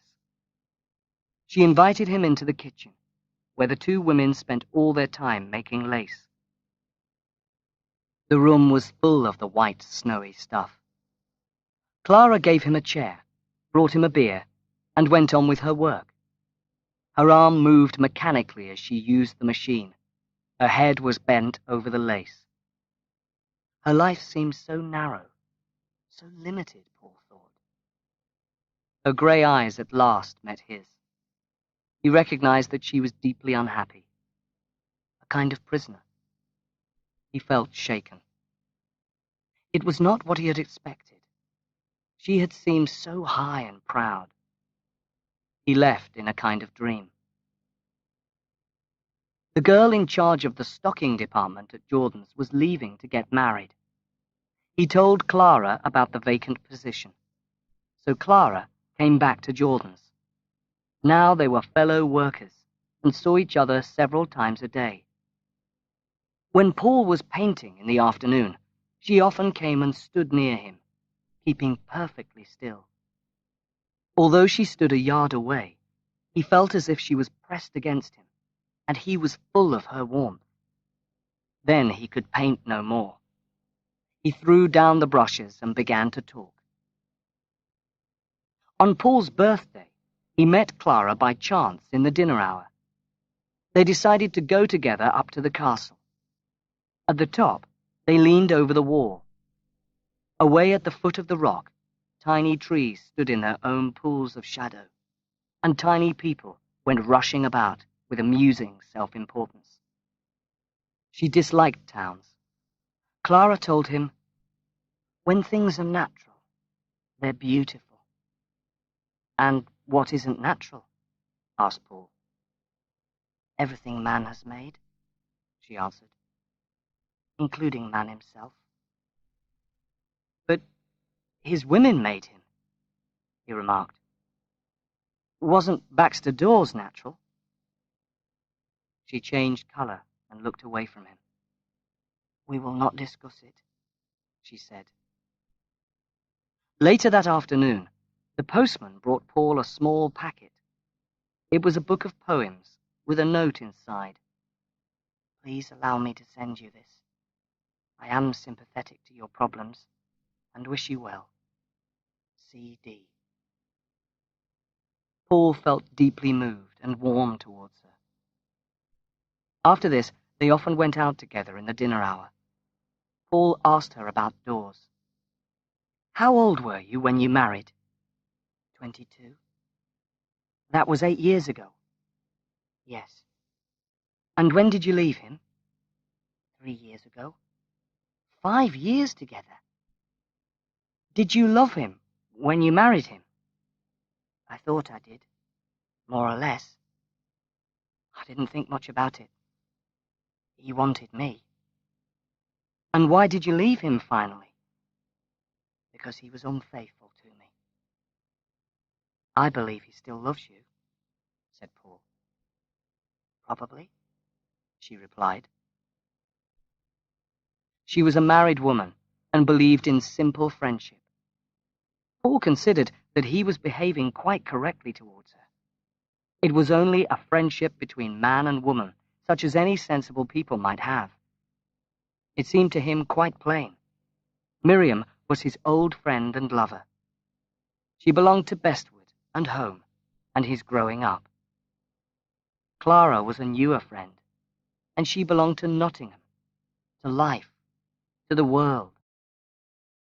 Clara rarely saw Miriam now. They were still friends, but the friendship was much weakened. "Will you come to the concert on Sunday?" Clara asked Paul just after Christmas. "I promised to go up to Willey Farm," he replied. "You're not upset, are you?" "Why should I be?" she answered. Again, Paul found himself telling her about Miriam. "She wants me so much that I can't give myself. She wants the soul out of my body." "And yet you love her?" asked Clara. "No, I don't love her. I never even kiss her." "Why not?" Clara asked. "I don't know. I suppose you're afraid. Anyway, she doesn't want to have your soul. That's your imagination. She wants you." He thought about this. Perhaps he was wrong. "But she seems—" he began. "You've never tried," she answered. Chapter 11. The Test on Miriam. With the spring, the old madness came back to Paul. He did not feel he wanted marriage with Miriam, and yet he wanted to belong to her. It was a powerful need, struggling with a still stronger shyness. He had a great tenderness for Miriam. He could not fail her. Mrs. Morel saw him going back to Miriam, and was amazed. He said nothing to his mother. He did not explain or excuse himself. If he came home late and she made a comment, he answered coldly, "I shall come home when I like. I'm old enough." And his mother went to bed, leaving the door unlocked for him. But she lay awake listening until he came, often long after. It was a great bitterness to her that he had gone back to Miriam. That summer, the cherry trees at the farm were heavy with fruit. They stood very tall, hung thick with bright red and dark red drops. Paul and Edgar were gathering the fruit one evening. It had been a hot day, and now the clouds were rolling in the sky, dark and warm. The wind made the whole tree swing with a thrilling movement that excited Paul. He sat unsteadily among the higher branches, feeling slightly drunk with the tree's movement, and tore off handful after handful of the smooth, cool fruit. Cherries touched his ears and neck as he leaned forward. Red-colored fruit glowed under the darkness of the leaves. The sun going down caught the broken clouds. Enormous piles of gold shone out in the southeast. The world, until now grey, was bathed by the golden glow, making trees and grass and far-off water shine. Miriam came out to watch. "Oh," Paul heard her call. "Isn't it wonderful?" He looked down. There was a pale light on the soft face turned up to him. "How high you are," she said. He threw a handful of cherries at her. She was taken by surprise and was afraid. He laughed and rained more cherries down on her. She ran off to escape them, picking up some cherries on the way. She hung 2 fine pears over her ears, then looked up again. "Haven't you got enough?" she asked. "Nearly. It's like being on a ship up here." "How long will you stay?" "Till the sunset ends." She watched the gold clouds turn to orange, then rose, then reddish-purple, until the passion went out of the sky. Paul climbed down with his basket. "They're lovely," said Miriam, feeling the cherries. "I've torn my sleeve," said Paul.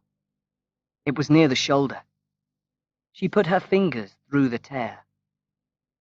"How warm," she said. He laughed. There was a strange, new sound in his voice. "Shall we walk a little way?" he said. They went down the fields as far as a thick wood. "Shall we go in among the trees?" he asked. "Do you want to?" "Yes." It was very dark in the wood. She was afraid. Paul was silent and strange. He seemed hardly conscious of her as a person. To him, she was only a woman. He stood against a tree and took her in his arms. She gave herself to him, but as a victim, feeling some sort of horror. This thick-voiced man was a stranger to her. Later, it began to rain. Paul lay with his head on the ground, listening to the sharp sound of the raindrops. His heart was heavy. He realized that she had not been with him, that her soul had stood back. His body felt calmer, but that was all. She put her hands over him to feel if he was getting wet. "We must go," said Miriam. "Yes," said Paul, but did not move.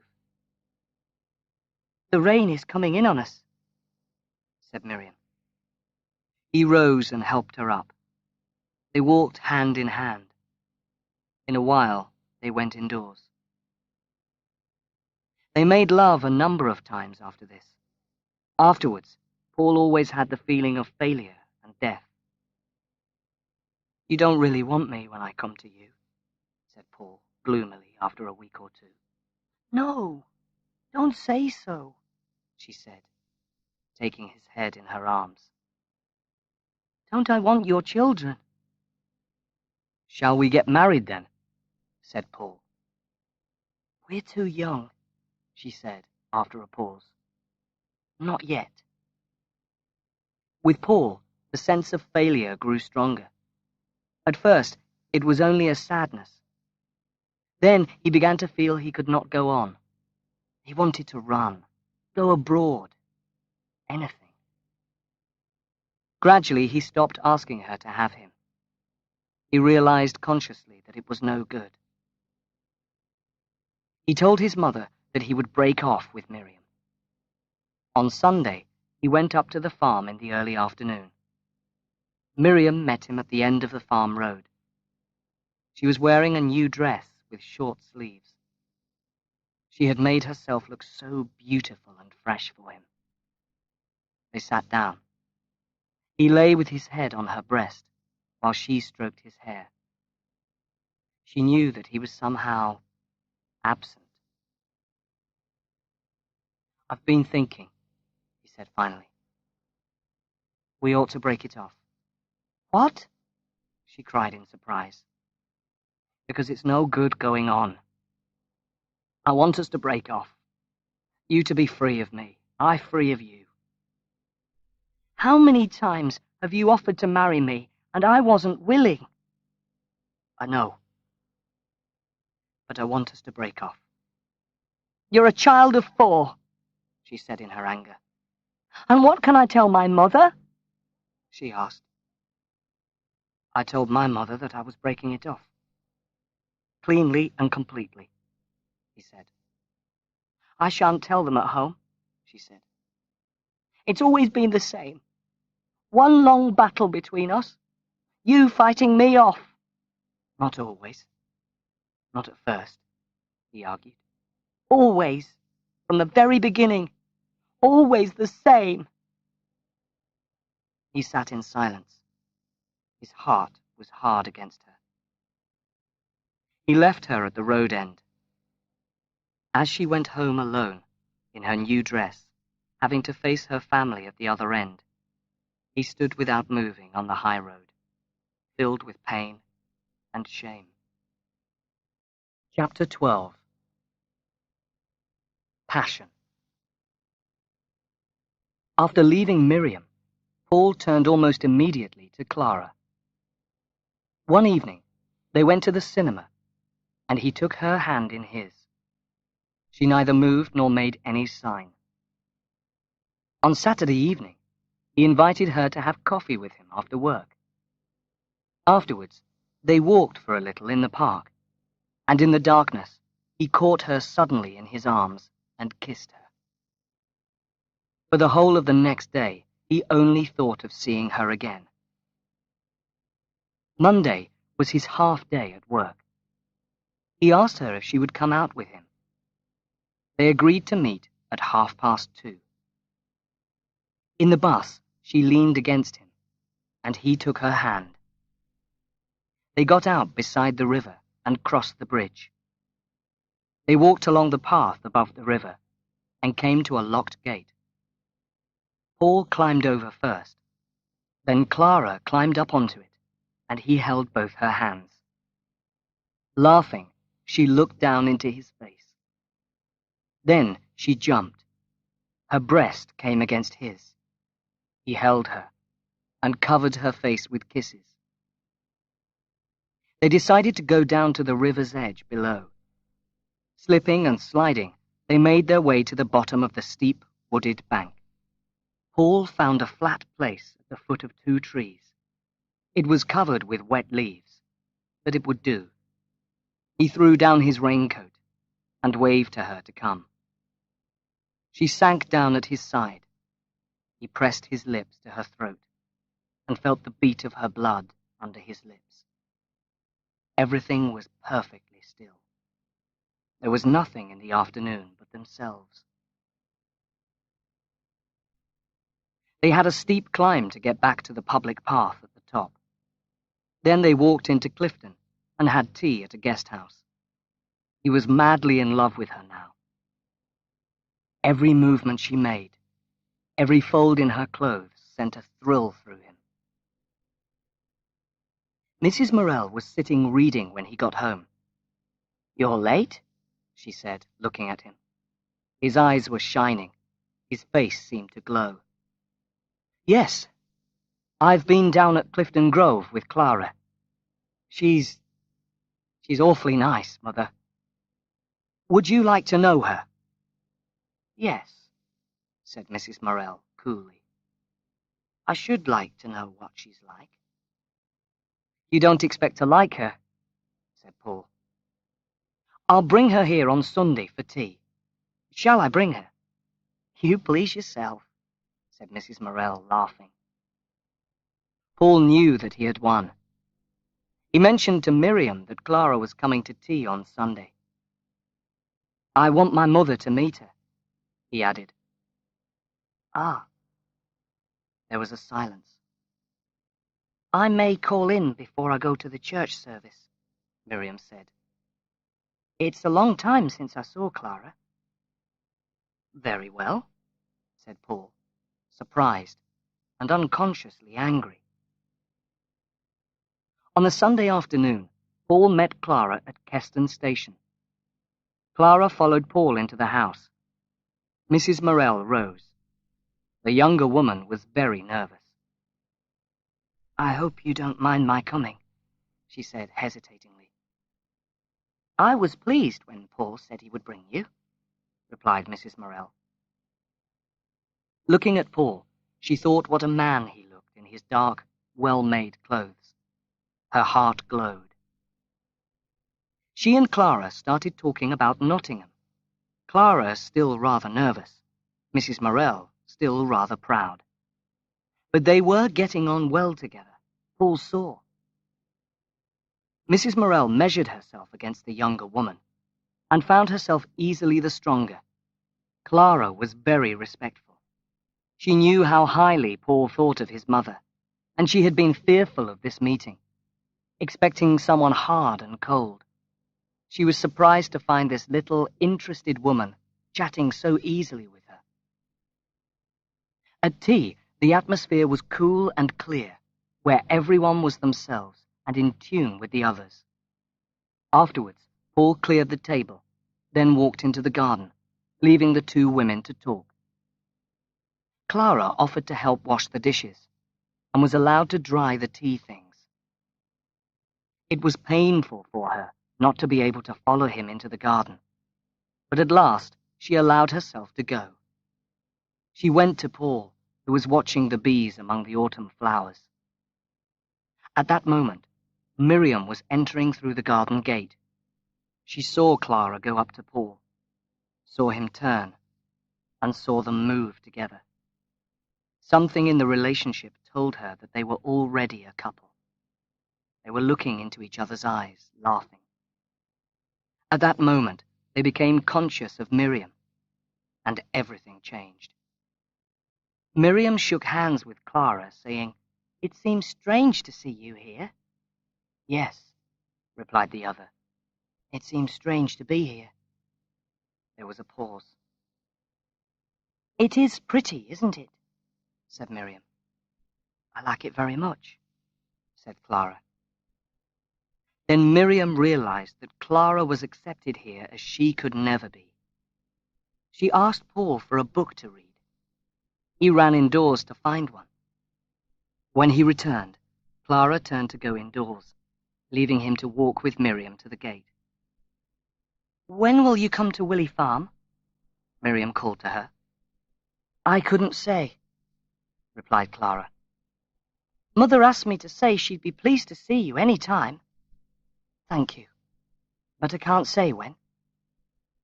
"Oh, very well," said Miriam with some bitterness, and left. That evening, the lovers went out over the fields. Clara leaned against him as they walked, and he held her closer and closer. Suddenly Paul's blood flamed up in him. He caught her in his arms and kissed her again and again. But she was worried about catching her train. They had only 14 minutes to get to the station, so they ran madly through the darkness. Away to the right, they could see the lit-up train approaching. At last, Clara fell into the train, completely out of breath. The whistle blew. She was gone. Before he knew where he was, he found himself back home in the kitchen. "Do you like her?" he asked his mother, rather unwillingly. "Yes, I like her." "But you'll get tired of her, my son. You know you will. You better take some hot milk." He refused and went to bed, feeling confused and angry. Chapter 13. Baxter Dawes. Paul wanted to see a play, which was at the Theatre Royal in Nottingham that week. He asked Clara to come with him. He took his evening clothes in a suitcase and changed at Jordan's after work. At the theatre, Clara took off her coat, and he discovered she was in a sort of green evening dress that left her arms and neck and part of her breast bare. He could almost feel the firmness and softness of her body as he looked at her. He sat all the evening beside her beautiful bare arm, watching the strong throat, the breasts under the green stuff, the curve of her body in the tight dress. He somehow hated her because she made him suffer the ache of her nearness. When the lights went down, she sank against him, and he stroked her hand and arm with his fingers. The play continued, but it seemed like a dream far away from him. The reality was Clara, the white, heavy arms, the throat, her chest rising and falling. When all was over, the lights up, the people clapping, he came to himself. He helped her on with her coat. "I love you. You look beautiful in that dress," he whispered over her shoulder among the crowd of people. It seemed to him that he met a pair of brown eyes full of hate as they made their way out of the theatre, but he did not know whose eyes they were. He and Clara turned away and walked towards the station. 2 or 3 evenings later, Paul was drinking in the Punch Bowl pub with some of his friends when Baxter Dawes came in. He looked much thinner and seemed to be on a downhill path. His woman, Louie, had left him, and he had recently spent a night in jail for fighting. Paul and he were enemies, but as fellow workers, there was a familiarity between them. Paul often thought about Dawes and wanted to know him better. This evening, he offered Dawes a drink. Dawes refused with a curse and went on making insulting references to Paul's friendship with Clara. Paul tried to pay no attention, but one final remark caused him to throw half a glass of beer in Dawes's face. There was nearly an ugly fight, but the quick-thinking barman led Dawes to the door and forced him to leave the pub. Paul told Clara jokingly of the quarrel with her husband.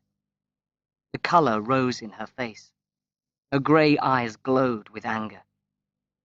She advised Paul to carry a gun because, she said, Dawes was dangerous. Paul laughed at the idea, but in fact, a violent quarrel at the factory a few days later led Dawes to attack Mr. Jordan and ended with Dawes losing his job. Clara was indeed passionately in love with Paul, and he with her, as far as passion went. One evening, they were walking down by the river, and his mind was somewhere else. Clara listened to him, whistling a sad, dissatisfied tune. She walked on in silence. When they came to a bridge, he sat down, looking at the stars in the water. She sat beside him. "Will you always stay at Jordan's?" she asked. "No.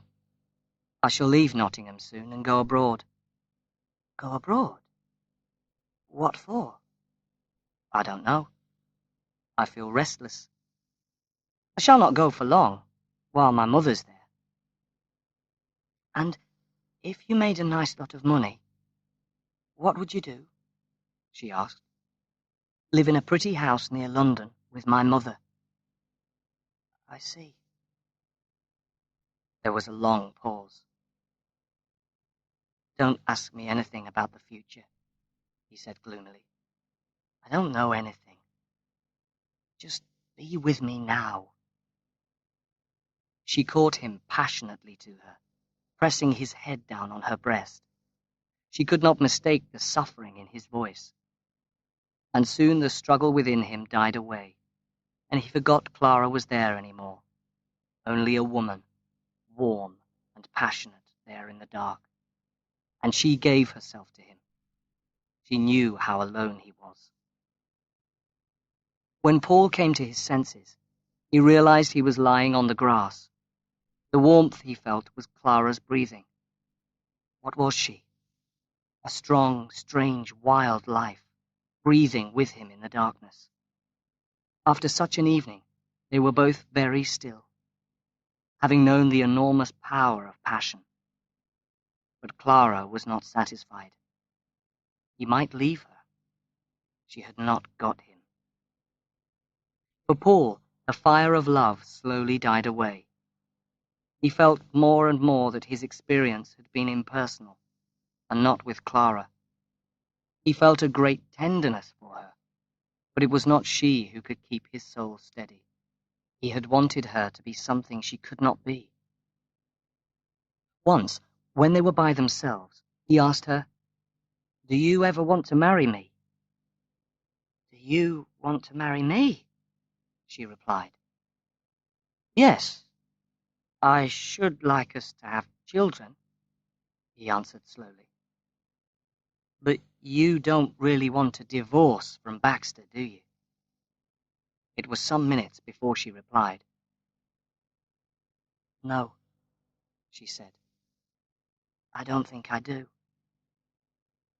Gradually their love-making became more mechanical, without the wonderful high points of that first time. One night he left her to go to the railway station over the fields. He did not have much time, and it was very dark. He was going through a gate when he saw a dark figure leaning beside it. "Paul Morel," said the man. He knew it was Dawes. "I've got you, haven't I?" said Dawes. "I'll miss my train," said Paul. "All right, then," answered Dawes. And suddenly the younger man was knocked backwards by a blow across the face. The whole night went black. Then he began to see Dawes more clearly, and hit him above the mouth. Suddenly, from nowhere, came a great blow behind the ear. He heard Dawes's heavy breathing, like a wild animal's. He hung on to the bigger man like a wild cat, till at last Dawes fell with a crash, and Paul went down with him. His hands pressed the other man's throat in a blind need to kill him. Then he was thrown to one side. He felt his enemy kicking him as he lay on his back, helpless. Then he lost consciousness. Paul woke gradually. He knew where he was and what had happened, but he did not want to move. At last, his willpower forced him to get up. He was sick with pain, but his brain was clear. He found a pool of water and washed his bloody face and hands. The icy water stung, but woke him fully. All he wanted was to get to his mother. On foot, as in a terrible dream, he made the journey home. Everybody was in bed. His face was raw and badly marked, almost like a dead man's face. The night was a long, bad dream. In the morning, he woke to find his mother looking at him. Her blue eyes, they were all he wanted to see. She was there. He was in her hands. "It's not much, Mother," he said.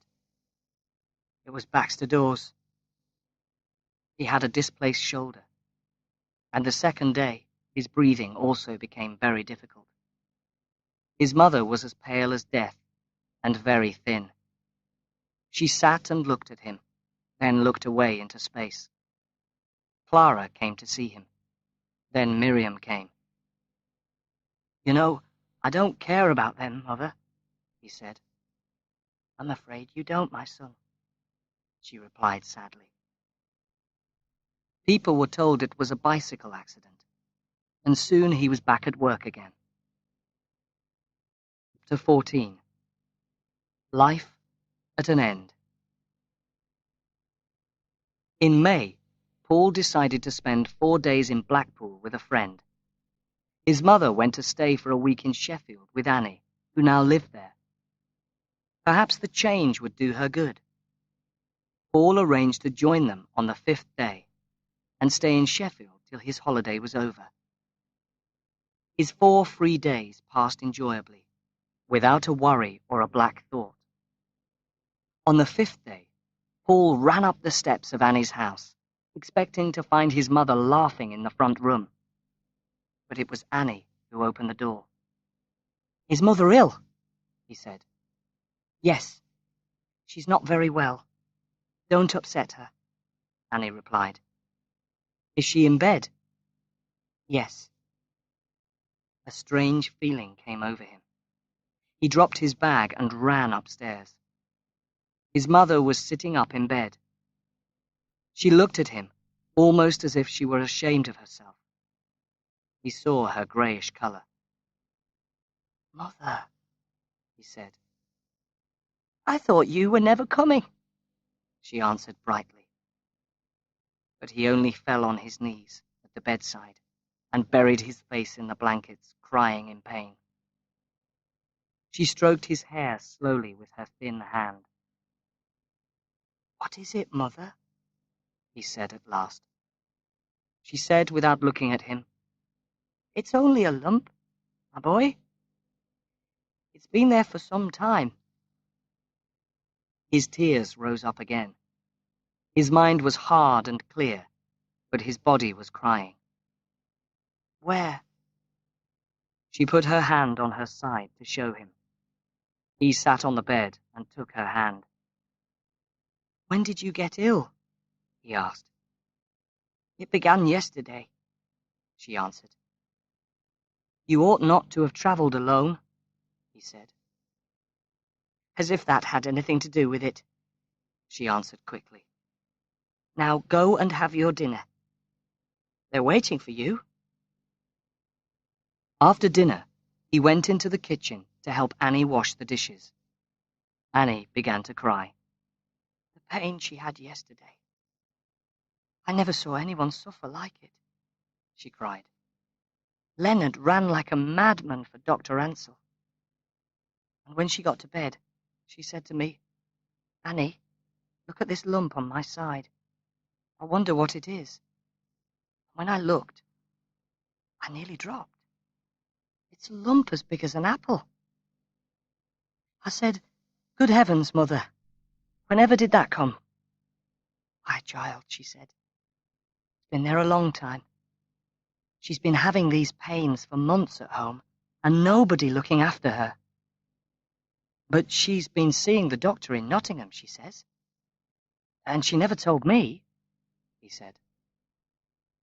In the afternoon, he went to see Dr. Ansell, a wise, lovable man. "Can't you operate?" asked Paul.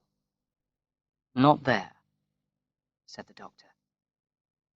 "Might it be cancer?" "I don't know. I would like an examination by her regular doctor, Dr. Jameson. But you must arrange it. He will charge you not less than £10 to come all the way from Nottingham." Paul agreed to make the arrangement and went to see Dr. Jameson in Nottingham 2 days later. He was friendly, busy, kind. He agreed to come to Sheffield the next day, a Sunday. Paul went home to see his father. They now employed a little serving girl called Minnie, and she was looking after him. Paul had written him a letter to tell him about his wife, but his father was afraid to mention her. They ate in silence. "Well, and how is she?" asked the old miner at last. "She can sit up. We can carry her down for tea," said Paul. "You must go and see her next week, Father." "I hope she'll be home by that time," said Morel. "If she's not," said Paul, "you must come." Dr. Jameson came on the Sunday, as agreed, together with Dr. Ansell. The examination did not take long. Arthur, Paul, and Leonard waited nervously for the two doctors to come downstairs. They were told that an operation was impossible. Mrs. Morel's heart was too weak, but it might be possible to reduce the lump by using suitable drugs. Paul had to go back to work. On the Saturday, Walter Morel took the train to Sheffield. When he arrived, he looked lost. The old man came into the bedroom rather fearfully. "How do I find you, my girl?" he said, kissing her hurriedly and shyly. "Well, I'm half and half," she replied. "I can see you are," he said, looking down on her. Then he wiped his eyes with his handkerchief and sat looking at her, almost as if she was a stranger. Mrs. Morel did not change much. She stayed in Sheffield for 2 months. At the end of that time, she was, if anything, rather worse, but she wanted to go home. So they got a motor car from Nottingham, because she was too ill to go by train. Morel knew she was coming. He had the front door open. Half the neighbours came out to greet her. Mrs. Morel, smiling, drove home down the street. They saw her smile and nod. It was a great event in Bestwood. Morel wanted to carry her inside, but he was too old. Arthur picked her up as if she was a child. They put a big, deep chair near the fire, where her old chair used to stand. When she was unwrapped and sitting down and had drunk a little wine, she looked round the room. "Don't think I didn't like your house, Annie," she said, "but it's good to be in my own home again." And Morel added in a shaky voice, "It is, girl. It is." While Paul was in Sheffield, he heard from Dr. Ansell that a man from Nottingham was in the local fever hospital. He was none other than Baxter Dawes. Paul decided to visit him. It appeared that Dawes had come to take up work in Sheffield, but after only a day or two had fallen seriously ill. Paul told him about his mother's illness and offered to visit him again when he returned to Sheffield. Back in Nottingham, he told Clara about Dawes. She seemed very upset by the news. "Is he very bad?" she asked guiltily. "He has been. He's improving now." There was a distance now between the lovers. "I've behaved badly to him," she said, "and now you're behaving badly to me. It's what I deserve. He loved me 1,000 times better than you ever did." As soon as she could, she went to Sheffield to see her husband. The meeting was not a success, but she left him roses and fruit and money. She wanted to repay him, even though her heart was not warm with love. Mrs. Morel got gradually worse. Paul knew, and she knew, that she was dying, but they kept up a pretense of cheerfulness. Dawes was now in a rest home near Nottingham, and Paul visited him there sometimes. A peculiar friendship developed between the two men. Dawes, still very weak, seemed to rely on Paul. The days and weeks went by. December came, and some snow. Paul stayed at home all the time now. They could not afford a nurse, so Paul shared the nursing with Annie. Their mother had strong drugs every night to help her sleep, and her heart beat irregularly. Annie slept beside her. Paul went in the early morning, when his sister got up. Mrs. Morel's eyes grew darker and darker, her body thinner, her skin greyer. "Can't you give her something to put an end to it?" he asked the doctor at last. But the doctor shook his head. Walter Morel was silent and frightened. Sometimes he went into the sick room to look at her, then left in confusion. One evening, Paul collected all the sleeping pills there were and took them downstairs. Carefully, he made them into a powder. He put the powder into the hot milk, which he took to his mother at 9 o'clock. She drank a little and looked at him with dark, wondering eyes.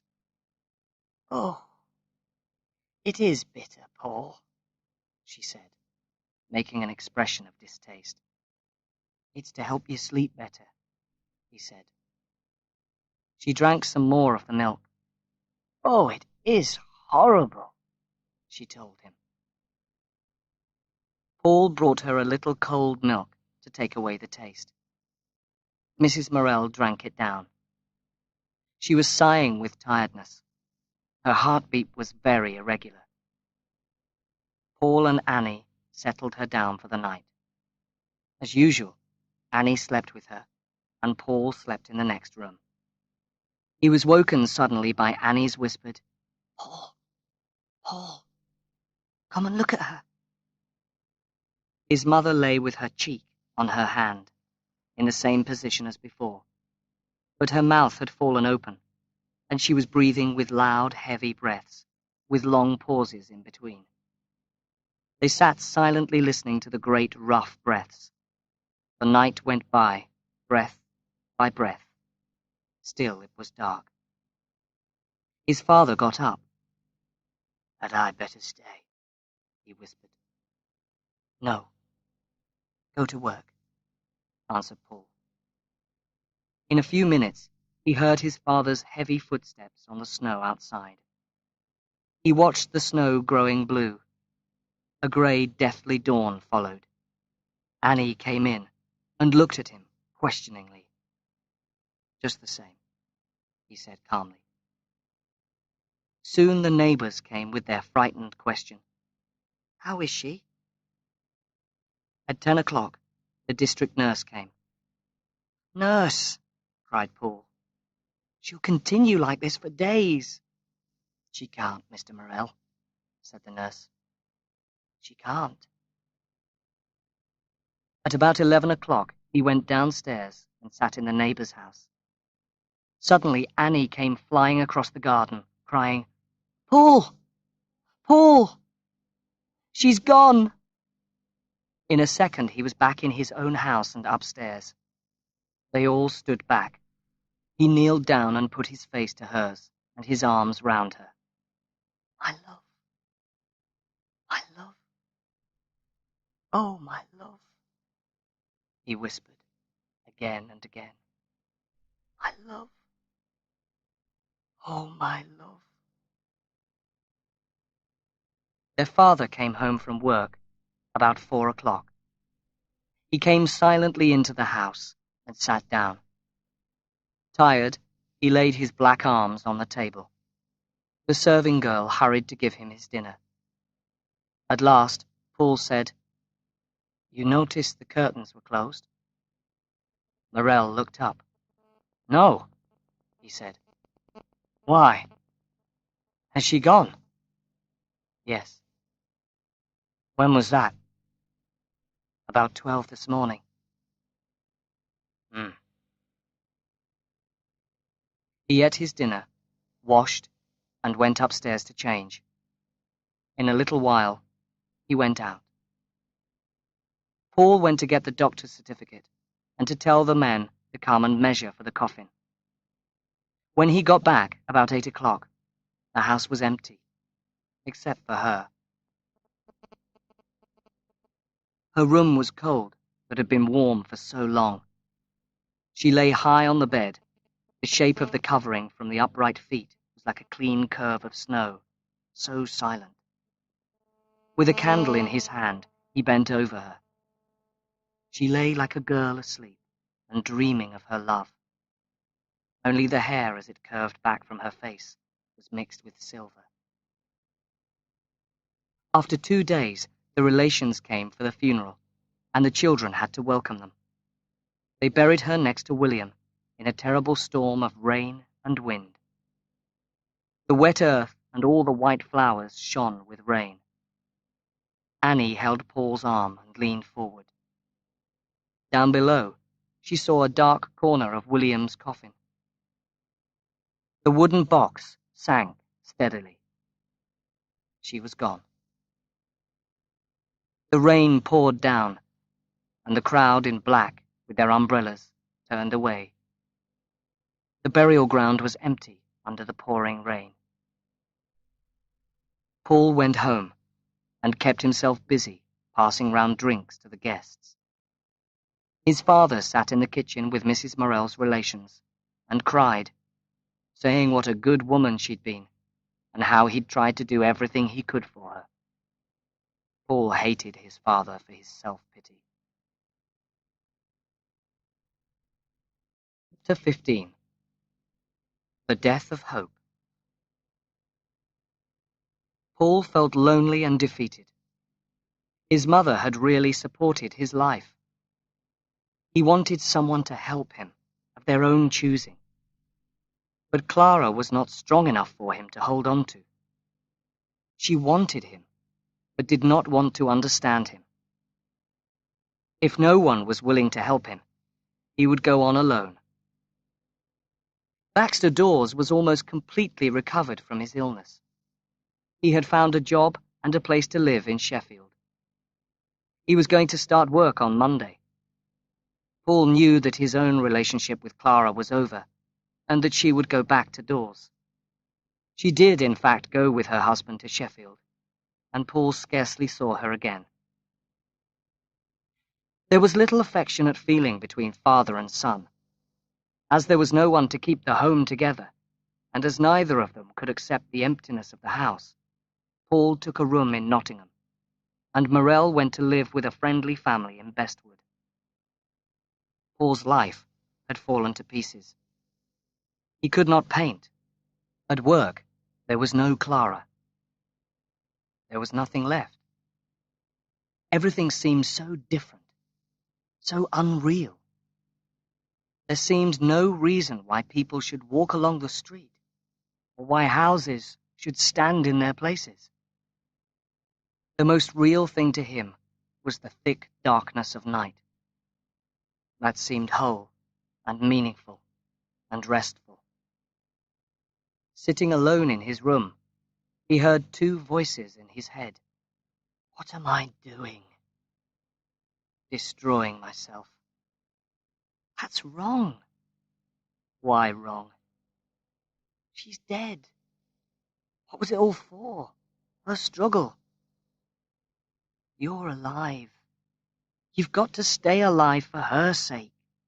Carry on for her. Go on with your painting. Painting is not living. Marry then. Have children. Marry who? Miriam. But he did not trust this answer. Always alone, his soul swung first to the side of death, then stubbornly to the side of life. The real disaster was that he had nowhere to go, nothing to do, nothing to say, and was nothing himself. He felt completely disconnected from other people. He went by chance to church one Sunday evening, and there was Miriam, a few rows in front of him. He found her outside after the service. "What are you doing in town?" he asked. "I'm staying at my cousin Anne's, just till tomorrow." He invited her to come back to his room for supper. They took the bus, and scarcely spoke until they reached his place, on the edge of town.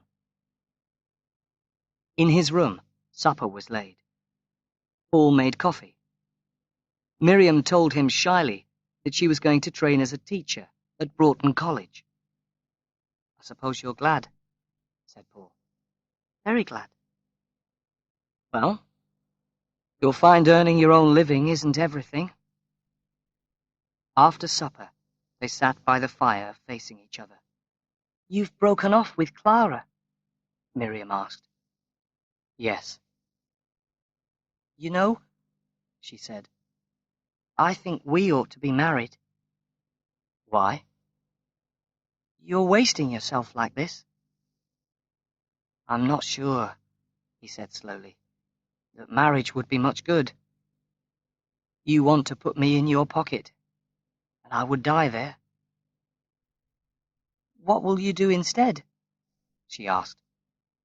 "I don't know. Go on, I suppose. Perhaps I'll go abroad.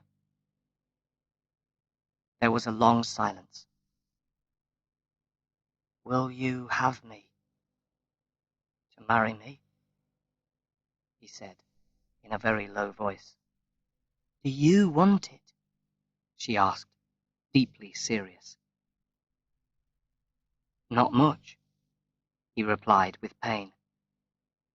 And without marriage, we can do nothing. No, she said, her voice like a deep bell. No, I think not. He went with her to her cousin's house and left her there. As he turned away, he felt the last foothold for him had gone. The town stretched away to the distance, a flat sea of lights. Behind him lay the country, with little points of light from more towns, the sea, the night, on and on. On every side the enormous dark silence seemed to be pressing him into nothingness.